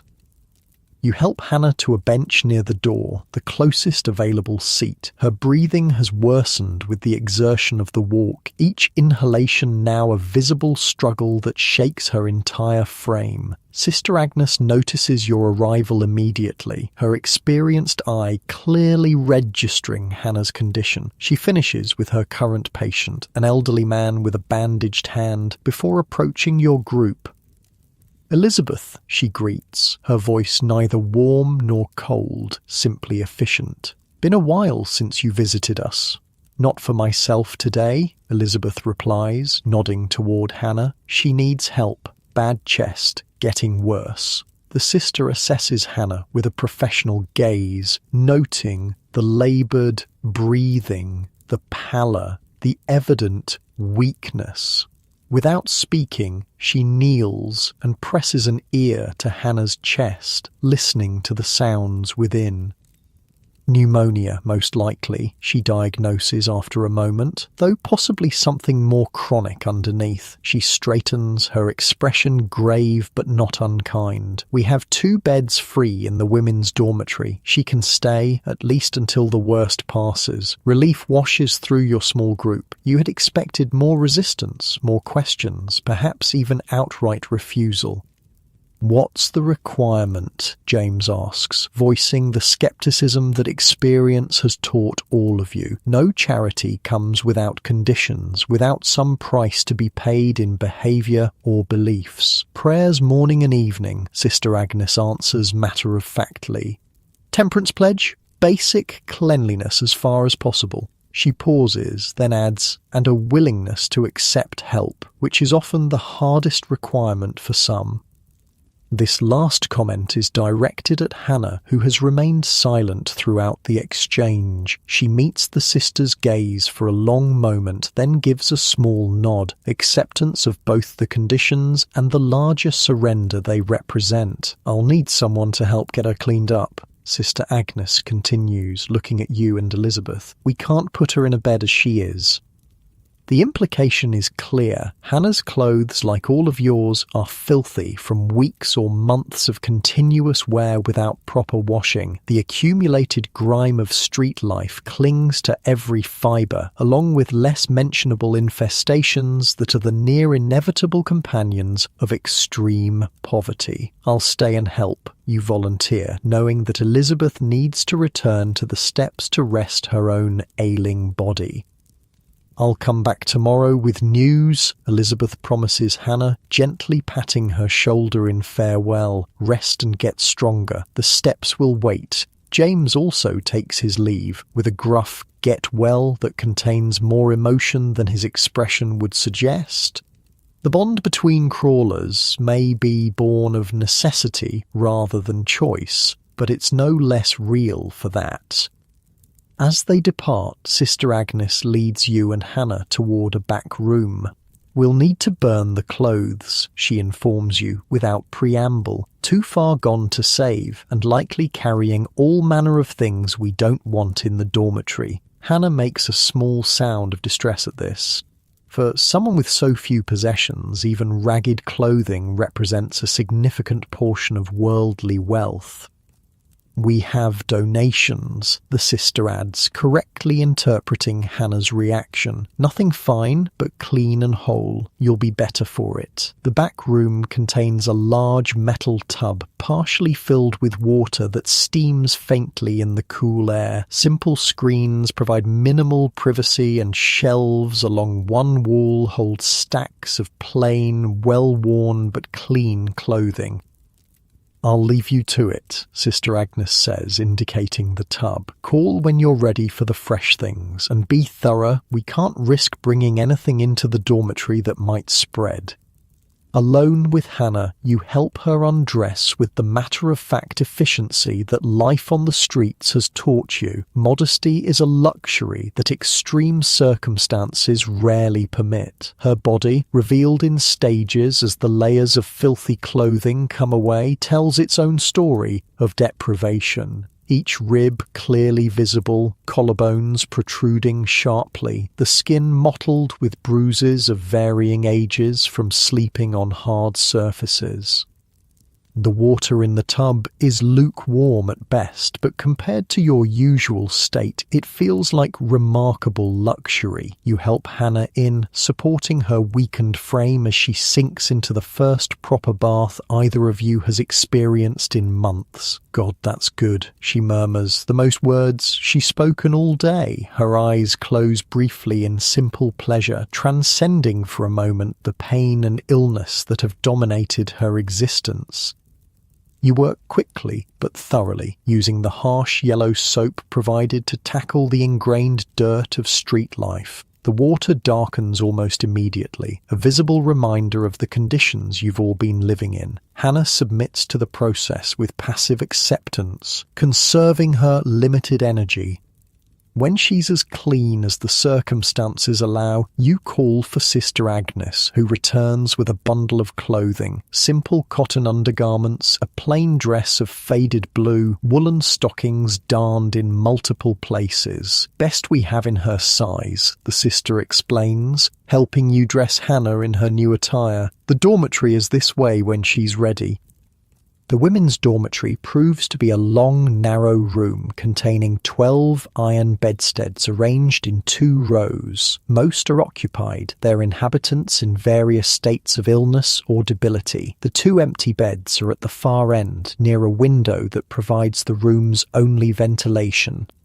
"She'll be more comfortable here," Sister Agnes assures you as you help Hannah settle onto one of the vacant beds. The thin mattress and single blanket would seem austere in any other context, but compared to the workhouse steps, it's unimaginable comfort. "Thank you," you tell Hannah softly as she sinks back against the pillow, her exhaustion evident in every line of her body, "for letting us help." She manages a small smile, the effort clearly costing her. "Come back," she whispers, a rare vulnerability showing through her usual stoic facade. "Of course," you promise, "as soon as they'll let me visit." Leaving her is harder than you expected. Despite the obvious benefits of the mission's care compared to the steps, there's something wrenching about walking away, about breaking the small community that has been formed through shared hardship. Sister Agnes walks you to the door. "She's very weak," she says quietly, professional assessment tempered with compassion. "I can't promise anything, but we'll do our best." "I know," you acknowledge. The reality of Hannah's condition isn't lost on you or any of the crawlers. Street life wears bodies down to breaking point, and once seriously ill, recovery is never certain. "Visit tomorrow afternoon," the sister advises. "She'll need familiar faces, something to hold on to beyond these walls." With a final nod of thanks, you step back into the street, feeling strangely disoriented without Hannah beside you. The walk back to the steps seems longer somehow, the familiar streets made unfamiliar by her absence. When you return, the group's dynamics have shifted in your absence. Scotty has departed for her bookkeeping work at the coffee shop, her nervous anticipation palpable as she left. William has returned briefly from the market with an unexpected treasure. A paper bag containing broken biscuits, slightly stale, but still entirely edible. "Manager says they can't sell them," he explains as he distributes the bounty among those present. "Would have been thrown out." "Hannah?" Mary asks as you settle back onto the steps, accepting your portion of biscuit with murmured thanks. "At the mission," you confirm, "they had a bed free. Sister Agnes thinks it's pneumonia." Elizabeth nods, unsurprised by the diagnosis. "And the prognosis?" You hesitate, not wanting to voice the gravity of the situation too explicitly. "She's in the right place," you say finally. "Better chance there than here." This simple truth is accepted without further comment. On the steps, illness is a familiar adversary, and its potential consequences understood without need for elaboration. "Scotty seemed hopeful about the work," James comments, changing the subject to less somber territory. "Almost excited, I'd say." "First real work in ages," Mary observes. course she's excited. Chance to use her mind instead of just surviving. The conversation turns to the various small improvements in circumstances that have emerged in recent days. William's market job, Scotty's bookkeeping, the continued possibility of the hop fields, even the simple luxury of the blankets that now belong to your group. Sarah stopped by earlier, Mary informs you, looking for William. Says the charitable ladies are satisfied with the market arrangement for now. They're giving her a month to find more permanent solutions. A month's a lifetime, Elizabeth comments. All sorts might change in that time. The observation carries weight coming from her. At her age, with her experience of street life's precariousness, Elizabeth rarely speculates beyond the immediate future. This willingness to consider longer time frames suggests a cautious optimism that's as unusual as it is contagious. The day passes with the slow rhythm that characterizes life on the steps when no crisis demands immediate attention. People come and go, William returning to the market after his brief visit, James venturing out to check on rumours of a new soup kitchen, Elizabeth dozing in the weak sunlight that occasionally breaks through London's perpetual cloud cover. Late afternoon brings Scotty back from her first day of work, her tall figure moving with slightly more energy than usual as she approaches. "Well?" Mary asks simply as Scotty settles onto her usual spot. "Well indeed," Scotty replies, a rare smile briefly illuminating her gaunt features. "The books were in terrible disorder. No proper system at all, but I've made a start on organising them." "And Parker, was he satisfied?" Elizabeth inquires. Scotty nods, her natural dignity enhanced somehow by the day's meaningful labour. "He seemed pleased, asked if I could come again on Friday to continue. Another sixpence." The sum represents wealth almost beyond imagining from your current perspective, enough for a proper meal or a night's lodging in a decent house, or saved toward the greater goal of returning to respectable employment. What will you do with it, you ask, genuinely curious about her priorities.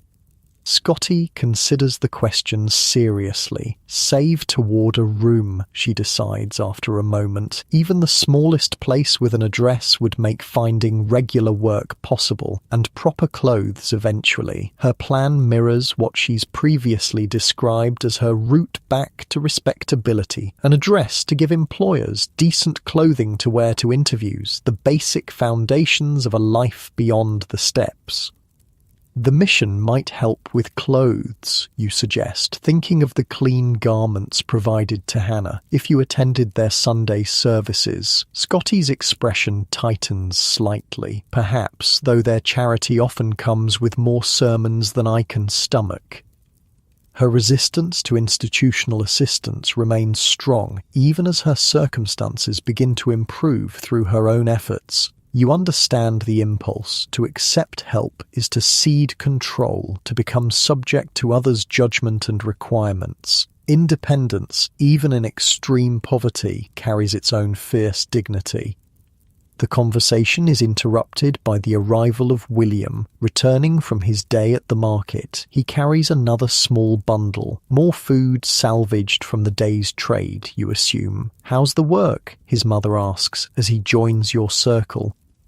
"Good," he answers, unwrapping his bundle to reveal several slightly bruised apples and half a loaf of bread that's only beginning to stale. "Manager says I've got a knack for arranging the displays, wants me to come earlier tomorrow to help with the setup."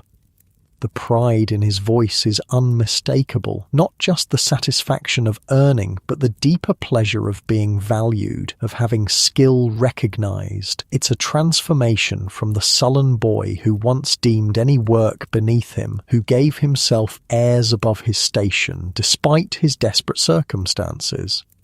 The food is shared among your reduced group, portions slightly larger than usual due to Hannah's absence. The simple mathematics of survival, fewer mouths, more for each, creates a complex emotional equation. Relief at slightly eased hunger mingles with concern for your missing member, guilt at benefiting from her absence, hope for her recovery. We should save some for Sarah and Agnes, William suggests, setting aside one of the apples and a portion of bread. They'll be by after the coffee shop closes. This consideration for others, this planning beyond immediate needs, marks another shift in William's character. The steps breed a certain necessary selfishness. Survival leaves little room for generosity, but his expanding horizons seem to have expanded his capacity for thought beyond his own immediate circumstances. As evening approaches, the temperature drops noticeably, the lingering damp from yesterday's rain creating a bone-deep chill that even the precious blankets can only partially alleviate. You huddle closer together, the reduced size of your group requiring a reconfiguration of your usual arrangement. Feels wrong without Hannah, James observes, voicing what you've all been feeling, like missing a limb. She's better where she is, Elizabeth reminds him, practical as always. Warm bed, medicine, people who know what they're doing. Still feels wrong, he insists. Been with us so long, feels like she should be here no matter what. The sentiment resonates with all of you. The bonds formed on the steps aren't chosen or even necessarily desired, but they're real nonetheless, forged through shared hardship, mutual dependence, the complicated intimacy of surviving together at the margins of society. We'll visit tomorrow, you remind him, offering what comfort you can. See how she's doing. The conversation ebbs as darkness falls, the street lamps casting weak pools of light that barely reach your huddled group. The night brings its own challenges. Increased cold, the subtle but real increase in danger as less savoury elements claim the streets, the long hours of half-sleep that never quite provide proper rest. Heard something today, James says suddenly, breaking the contemplative silence that had settled over you all, at the soup kitchen, about the hop fields. This immediately captures everyone's attention. The hop fields have assumed an almost mythical status in your collective imagination, a potential escape route, a chance at something better, a specific goal to work toward rather than mere daily survival. They're taking names at the Bull and Crown starting Monday, he continues. Wagon leaves 2 weeks after, deposit still $1 per person. The timeline gives shape to what has been an abstract possibility. 2 weeks plus a day until the wagons leave. A specific date to prepare for, to save toward, to measure progress against. William's market work and Scotty's bookkeeping, Elizabeth calculates aloud. If they can save most of it, that's deposits for at least 2, maybe 3 people. Sarah says she can help with 1 deposit, William adds. For me, since I'm watching Agnes. The logistics begin to take form. Who might go, who would stay, how resources could be pooled to maximise the opportunity. It's the most concrete planning your group has engaged in, a marked contrast to the usual focus on immediate survival. What about Hannah, you ask? The question that's been lurking at the edges of the conversation. If she recovers enough. The uncertainty hangs in the air. Hannah's illness adds a variable that none of you can control or predict, even if she survives, and that remains a significant if. Whether she'll be strong enough for field work in 2 weeks is highly doubtful. 1 day at a time, Elizabeth counsels, her standard response to speculation that stretches too far into an unpredictable future. See how she is tomorrow. Make decisions as we need to. The wisdom in this approach is undeniable. Street life teaches, if nothing else, the futility of counting too heavily on specific outcomes. Circumstances change too quickly, fortunes reverse too easily to invest too much in any single plan. Still, as you settle into your usual position for the night, blanket pulled close around your shoulders, the hop fields shimmer at the edge of your thoughts like a distant light, not quite reachable perhaps, but visible now in a way it wasn't before, a specific possibility rather than a vague hope. Sarah arrives with Agnes as the night deepens, having finished her shift at the coffee shop. The child is half asleep in her arms, rousing only slightly when transferred to the makeshift bed created from one of the blankets. Mr. Parker mentioned Scotty, Sarah tells your group as she settles beside her daughter, said she has a real gift with numbers, asked her to come twice next week instead of just once.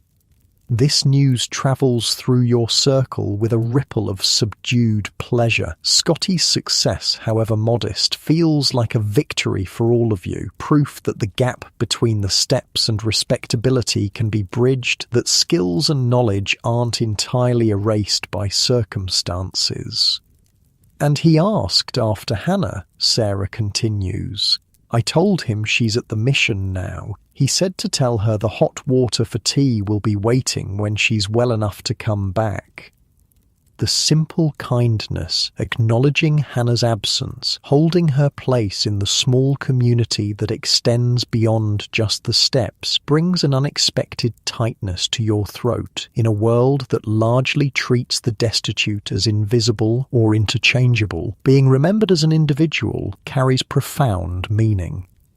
As the conversations quiet and most of your group drifts towards sleep, you find yourself more wakeful than usual. The day's events, Hannah's move to the mission, Scotty's successful work, the increasingly concrete plans for the hop fields have stirred something that daily survival usually suppresses: hope. Hope is dangerous on the streets. It creates expectations that reality rarely fulfills, sets up disappointments that can crush what little spirit remains after prolonged hardship. Most crawlers learn to live without it, focusing instead on the immediate, the tangible, the certain.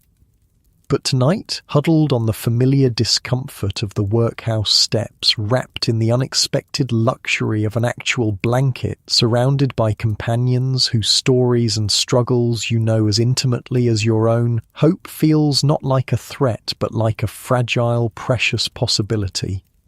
Not hope for dramatic transformation, you're too experienced for such fantasies, but hope for small improvements, for incremental steps away from the edge of existence, a room instead of steps, regular work instead of scavenging, health instead of constant illness, community instead of isolation. William stirs beside you, not fully awake but murmuring in the half-sleep that passes for rest among the crawlers. Market tomorrow, he mumbles, the words barely distinguishable. Early, got to be early. Even in sleep, his mind holds on to the responsibility, the opportunity, that has begun to reshape his understanding of himself. No longer just the boy or Mary's son, but William, with work and purpose and a place, however humble, in the broader world. You close your eyes, allowing yourself to drift toward your own uneasy rest. Tomorrow will bring its own challenges, a visit to Hannah, Scotty's continued hopes for regular work, the ongoing calculations about the hop fields. But for this moment, on this night, the steps feel less like the end of all possibilities and more like a temporary station on a journey that might, just might, lead elsewhere. A week passes with the steady rhythm that defines life on the steps, a routine of small victories and setbacks, moments of progress interspersed with reminders of how precarious your situation remains. Hannah's condition at the mission improves gradually, though more slowly than any of you would hope. Daily visits from different members of your group confirm what Sister Agnes had suggested from the beginning. Recovery, if it comes, will be a lengthy process. The pneumonia has weakened lungs already compromised by years of London's smoke and damp, by inadequate nutrition and constant exposure. She's sitting up today, James reports after his afternoon visit. Managed a full bowl of broth. Sister Agnes says that's progress. Did she speak? Mary asks, the question carrying more weight than might be apparent to an outsider. Among the crawlers, the will to communicate often indicates the will to live, a choice made daily, hourly, against considerable odds. James nods. Asked about all of you. Wanted to know if William's still at the market, if Scotty got more bookkeeping work.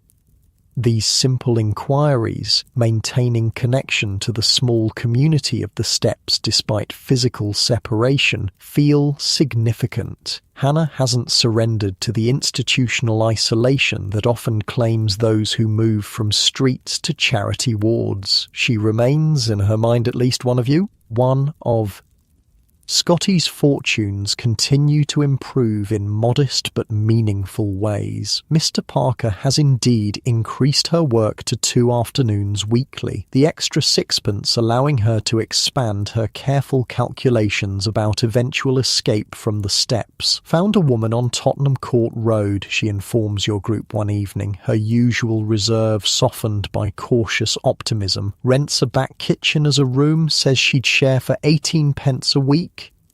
That's steep, Elizabeth observes, the assessment coming from decades of London experience rather than criticism. For a proper address, worth it, Scotty counters, and split between 2, more manageable than trying alone. The simple math of survival in London, the constant calculations of pennies earned against pennies spent, of what constitutes necessity versus luxury, underlies every decision. 18 pence weekly for a shared room would be insignificant to most working Londoners, but from the perspective of the steps, it represents both tantalising possibility and daunting challenge. How much saved so far? James asks, the question practical rather than intrusive. In your small community, financial matters are collective concerns rather than private affairs. Nearly 4 shillings, Scotty answers, the pride in her voice unmistakable. Another few weeks of work and I might manage first month's rent plus enough for decent clothes.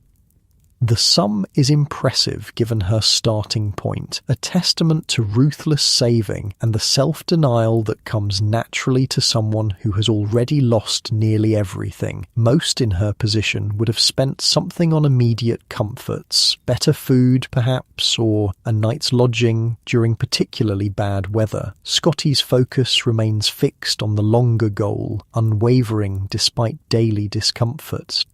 William's transformation continues, his market work expanding from simple labour to responsibilities that suggest his employer sees potential beyond mere strong arms. He's now entrusted with arranging displays, tracking inventory, occasionally handling money for smaller transactions. Manager says I've got a head for figures, he reports, echoing Scotty's own unexpected opportunity. Might train me for more if I stay on after the hop fields. This casual mention, after the hop fields, confirms what's become increasingly clear. The seasonal work that once seemed your group's only hope for collective improvement has shifted in significance. For William at least, it now represents a temporary diversion from a potentially more sustainable path rather than the sole escape route. You're still planning to go? Mary asks her son, the question carefully neutral despite the obvious implications for her own future. William nods. Promised Sarah I'd help with her deposit too. She's counting on it for Agnes's sake, but I'll come back to the market after. Manager's holding my place. The ability to plan across multiple time frames, to commit to the hop fields while simultaneously maintaining his position at the market, marks another step in William's maturation. From the boy who once refused to sell matches out of misplaced pride, he's become someone who navigates complex obligations and understands the value of reliable income, however modest. Sarah and Agnes visit the steps most evenings after the coffee shop closes, their presence now a regular part of your small community's rhythm. The child has grown more comfortable with the arrangement, no longer clinging fearfully to her mother, but interacting with all of you, particularly William, whose position as her occasional caretaker has evolved into something more like an older brother. The charitable ladies came by again, Sarah informs you, during one such visit, checked on Agnes at the market, seemed satisfied, though they mentioned proper schooling ought to be arranged eventually. Is there even a school that would take her? James asks, the question reflecting the harsh realities of London's educational system, where even the most basic instruction often remains inaccessible to the children of the very poor. Ragged school on Compton Street might, Elizabeth suggests. They take the poorest, ask no questions about circumstances. Teaching's basic, but it's something. The very discussion, education for a child whose mother barely maintains the most precarious hold on respectability, would have seemed absurdly optimistic just weeks ago. Now it feels like a natural extension of the small improvements that have begun to accumulate around your group. Not dramatic transformations, but incremental steps away from mere survival towards something that might cautiously be called living. The hop fields remain a central topic of conversation, particularly as Monday approaches, the day when names will be taken at the Bull and Crown for the wagons leaving 2 weeks later. The calculations have grown more complex as circumstances have evolved. The decision about who should go no longer a simple matter of who has access to the shilling deposit. I'm thinking I shouldn't, Scotty announces during one such discussion, the declaration surprising given her previously expressed interest. The bookkeeping with Parker is steady. If I leave for weeks, that opportunity vanishes, and I'm closer to a room than I've been in years.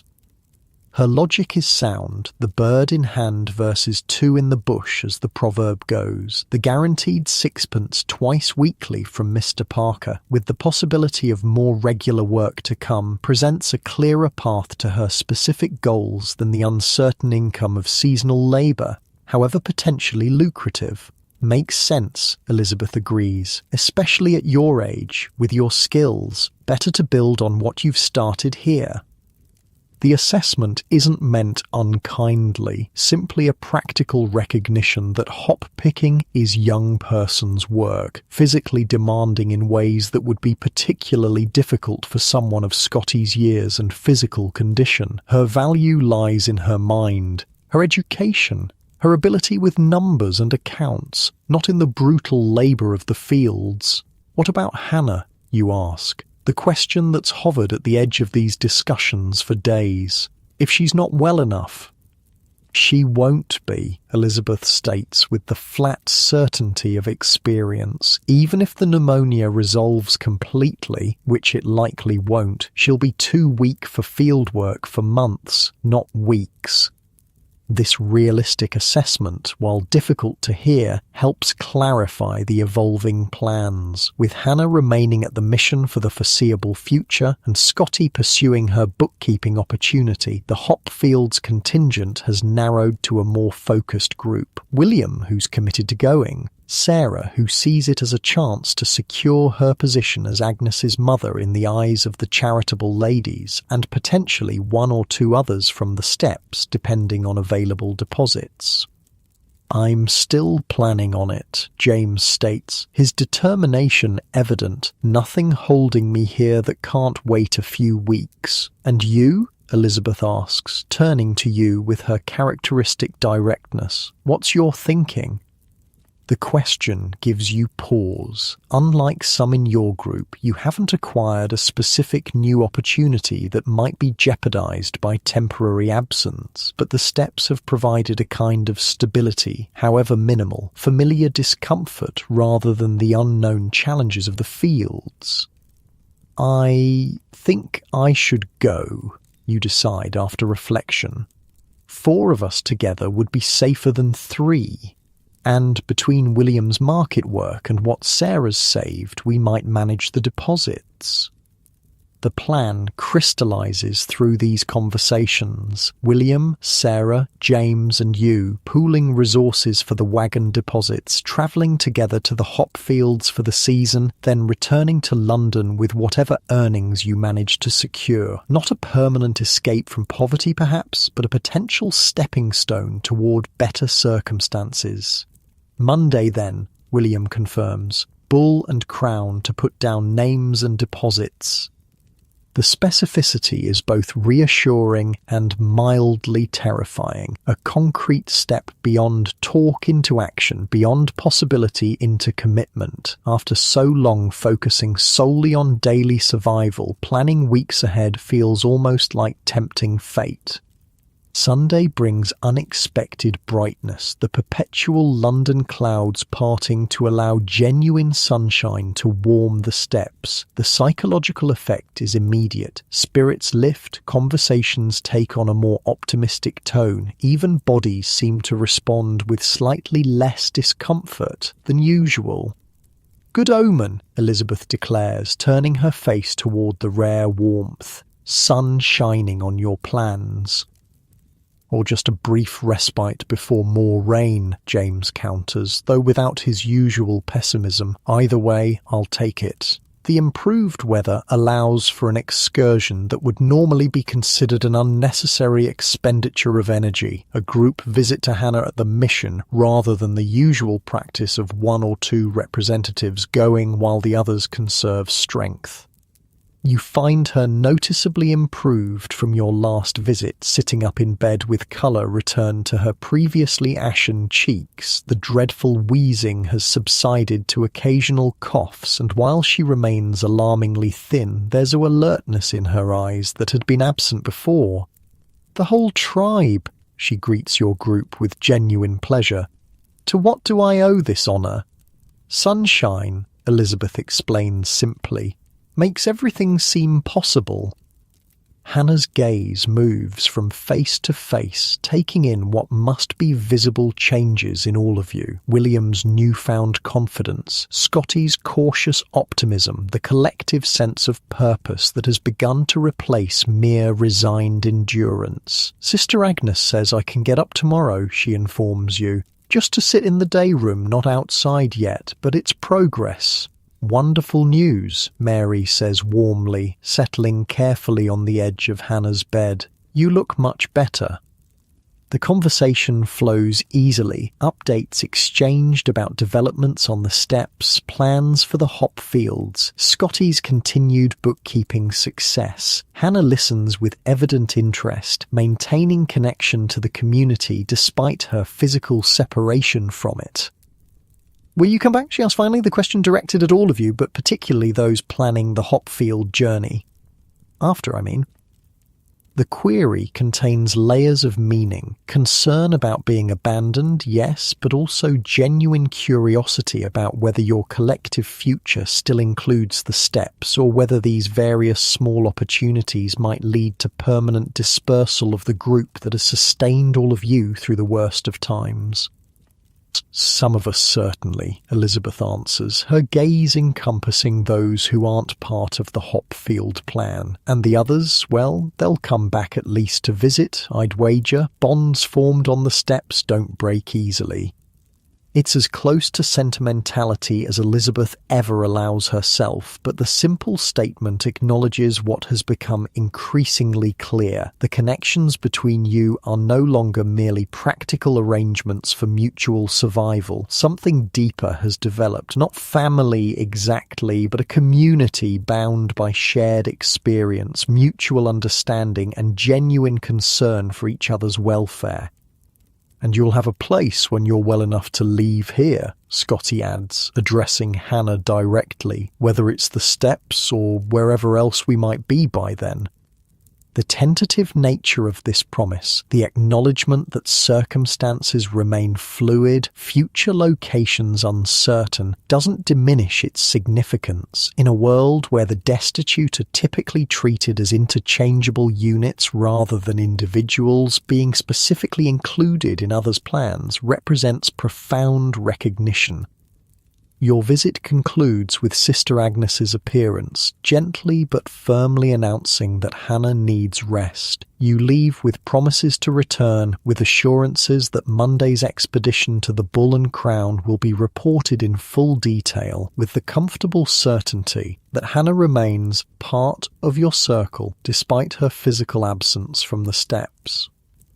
The walk back is leisurely by necessity. Elizabeth's arthritis and James's lingering chest ailment from the recent rains mean a pace that allows frequent pauses, but the sunshine continues, and for once the slowness feels like a luxury rather than a limitation, an opportunity to observe London on a rare, pleasant day. Strange to think, Mary comments as you near the steps, how much has changed in such a short time. William working, Scotty with her bookkeeping, Hannah getting better, the hop fields becoming real rather than just talk. Don't tempt fate, James cautions, his habitual pessimism reasserting itself slightly. Nothing certain yet. Or, no, Elizabeth agrees, but hope isn't the same as certainty. Sometimes it's enough just to see the possibility of something better, even if it doesn't all work out exactly as planned. This wisdom, earned through decades of London's harshest lessons, settles over your group as you reclaim your usual places on the workhouse steps. The stone remains hard, your circumstances still defined by extreme poverty, your future far from secure. But something has shifted, a subtle but significant change in how you collectively view your situation. Not as an endpoint, but as a temporary station, not as an identity, but as a circumstance, not as fate, but as a challenge that might, with effort and some measure of luck, be overcome. As evening approaches and the day's unusual warmth fades, William returns from his market duties with what has become a welcome routine. Salvaged food that would otherwise be discarded, today including several slightly bruised pears and a half loaf of bread that's perfectly edible despite being deemed too stale for paying customers. Manager says there might be extra work tomorrow, he reports as he distributes these treasures. Big delivery coming in that needs sorting before dawn. You should rest then, his mother advises, practical as always. Early night if you're to be up before light, William nods, accepting both the suggestion and the underlying concern with new maturity. Just need to tell Sarah about Monday when she comes by, then sleep. Scotty returns shortly after, her tall figure immediately recognisable as she approaches from the direction of the coffee shop. There's a subtle but noticeable difference in her bearing, still the characteristic shuffling gait necessitated by her inadequate footwear, but her posture more upright, her movements more purposeful. Parker's books are finally making sense, she announces as she joins your circle, accepting her portion of pear with murmured thanks. 3 years of complete disorder, but I've established a proper system now. He's lucky to have found you, Elizabeth observes. Skilled bookkeepers don't usually work for sixpence an afternoon. Scotty acknowledges this with a small smile, his gain for now, but mine too in the long run. A reference from a respectable business will be invaluable when seeking more substantial employment. Again, the calculation extends beyond immediate benefit to longer-term strategy, a perspective that would have seemed almost absurdly optimistic just weeks ago when survival to the next day represented the limit of reasonable planning. As darkness settles over London and the first stars become visible in a sky unusually clear of both clouds and smoke, your group arranges itself for the night in what has become a familiar pattern. The precious blankets are distributed according to need, bodies positioned to share warmth while maintaining the minimal personal space that dignity requires. Sarah arrives with Agnes, later than usual due to extra work at the coffee shop. The child is already asleep in her arms, transferred carefully to the makeshift bed created from one of the blankets without waking. "Everything set for tomorrow?" Sarah asks William quietly. referring to the planned visit to the Bull and Crown. He nods, their shared purpose creating a bond that transcends their different circumstances. James has the deposits saved. I've spoken to the manager about taking an hour at midday. We'll put our names down, all four of us. The simple confirmation that tomorrow will bring concrete action rather than just continued discussion settles over your group with a weight that's both anxious and expectant. After so long focusing exclusively on immediate survival, committing to a plan that extends weeks into the future represents a significant shift in perspective.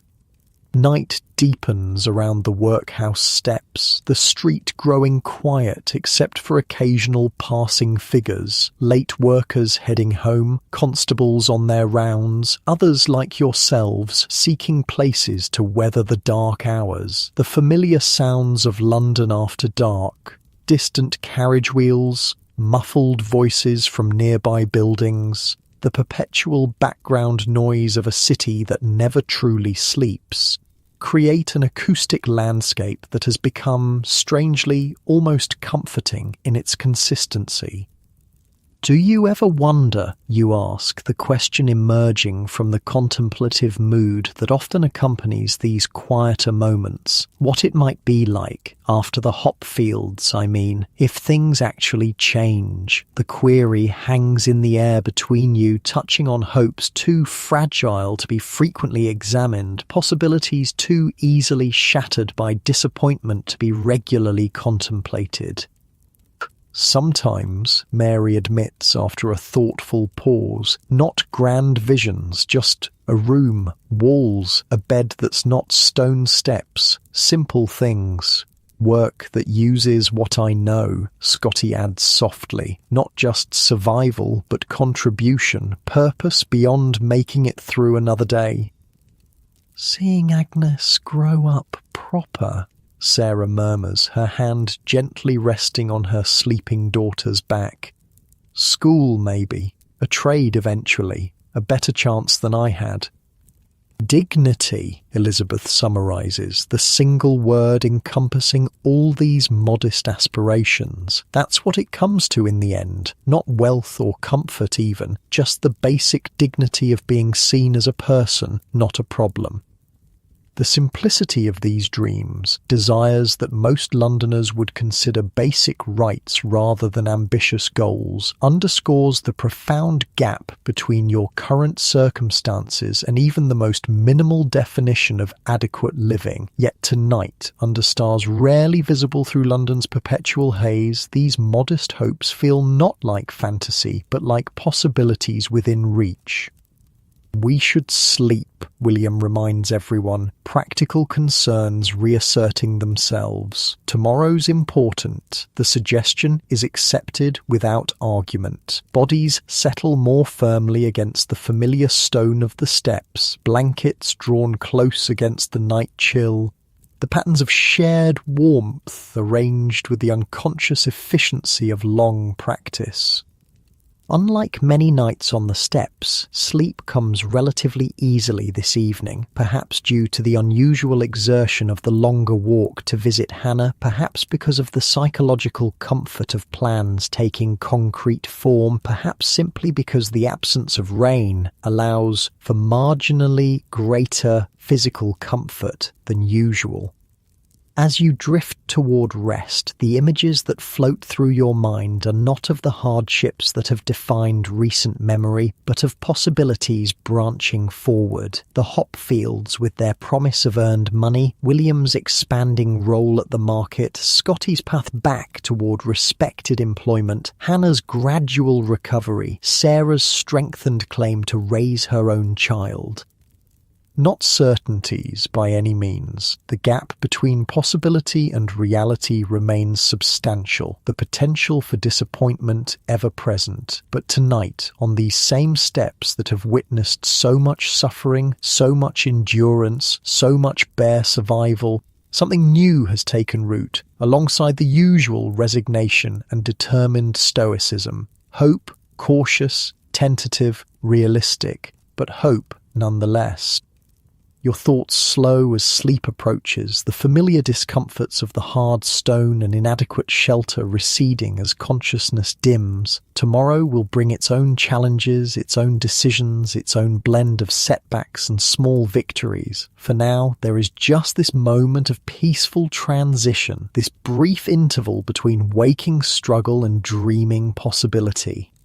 As you finally surrender to sleep, one last thought surfaces, not about the hop fields or rooms with walls or any specific vision of improved circumstances, but simply an acknowledgement of the present, that even here, on the workhouse steps, among the poorest of London's poor human connection, persists. That dignity can be found and maintained even in the harshest conditions.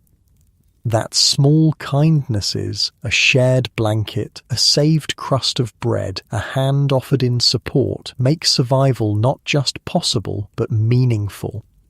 And with that gentle recognition, sleep claims you fully, your breathing falling into rhythm with those around you, your dreams touching briefly on better days that might, just might, lie ahead.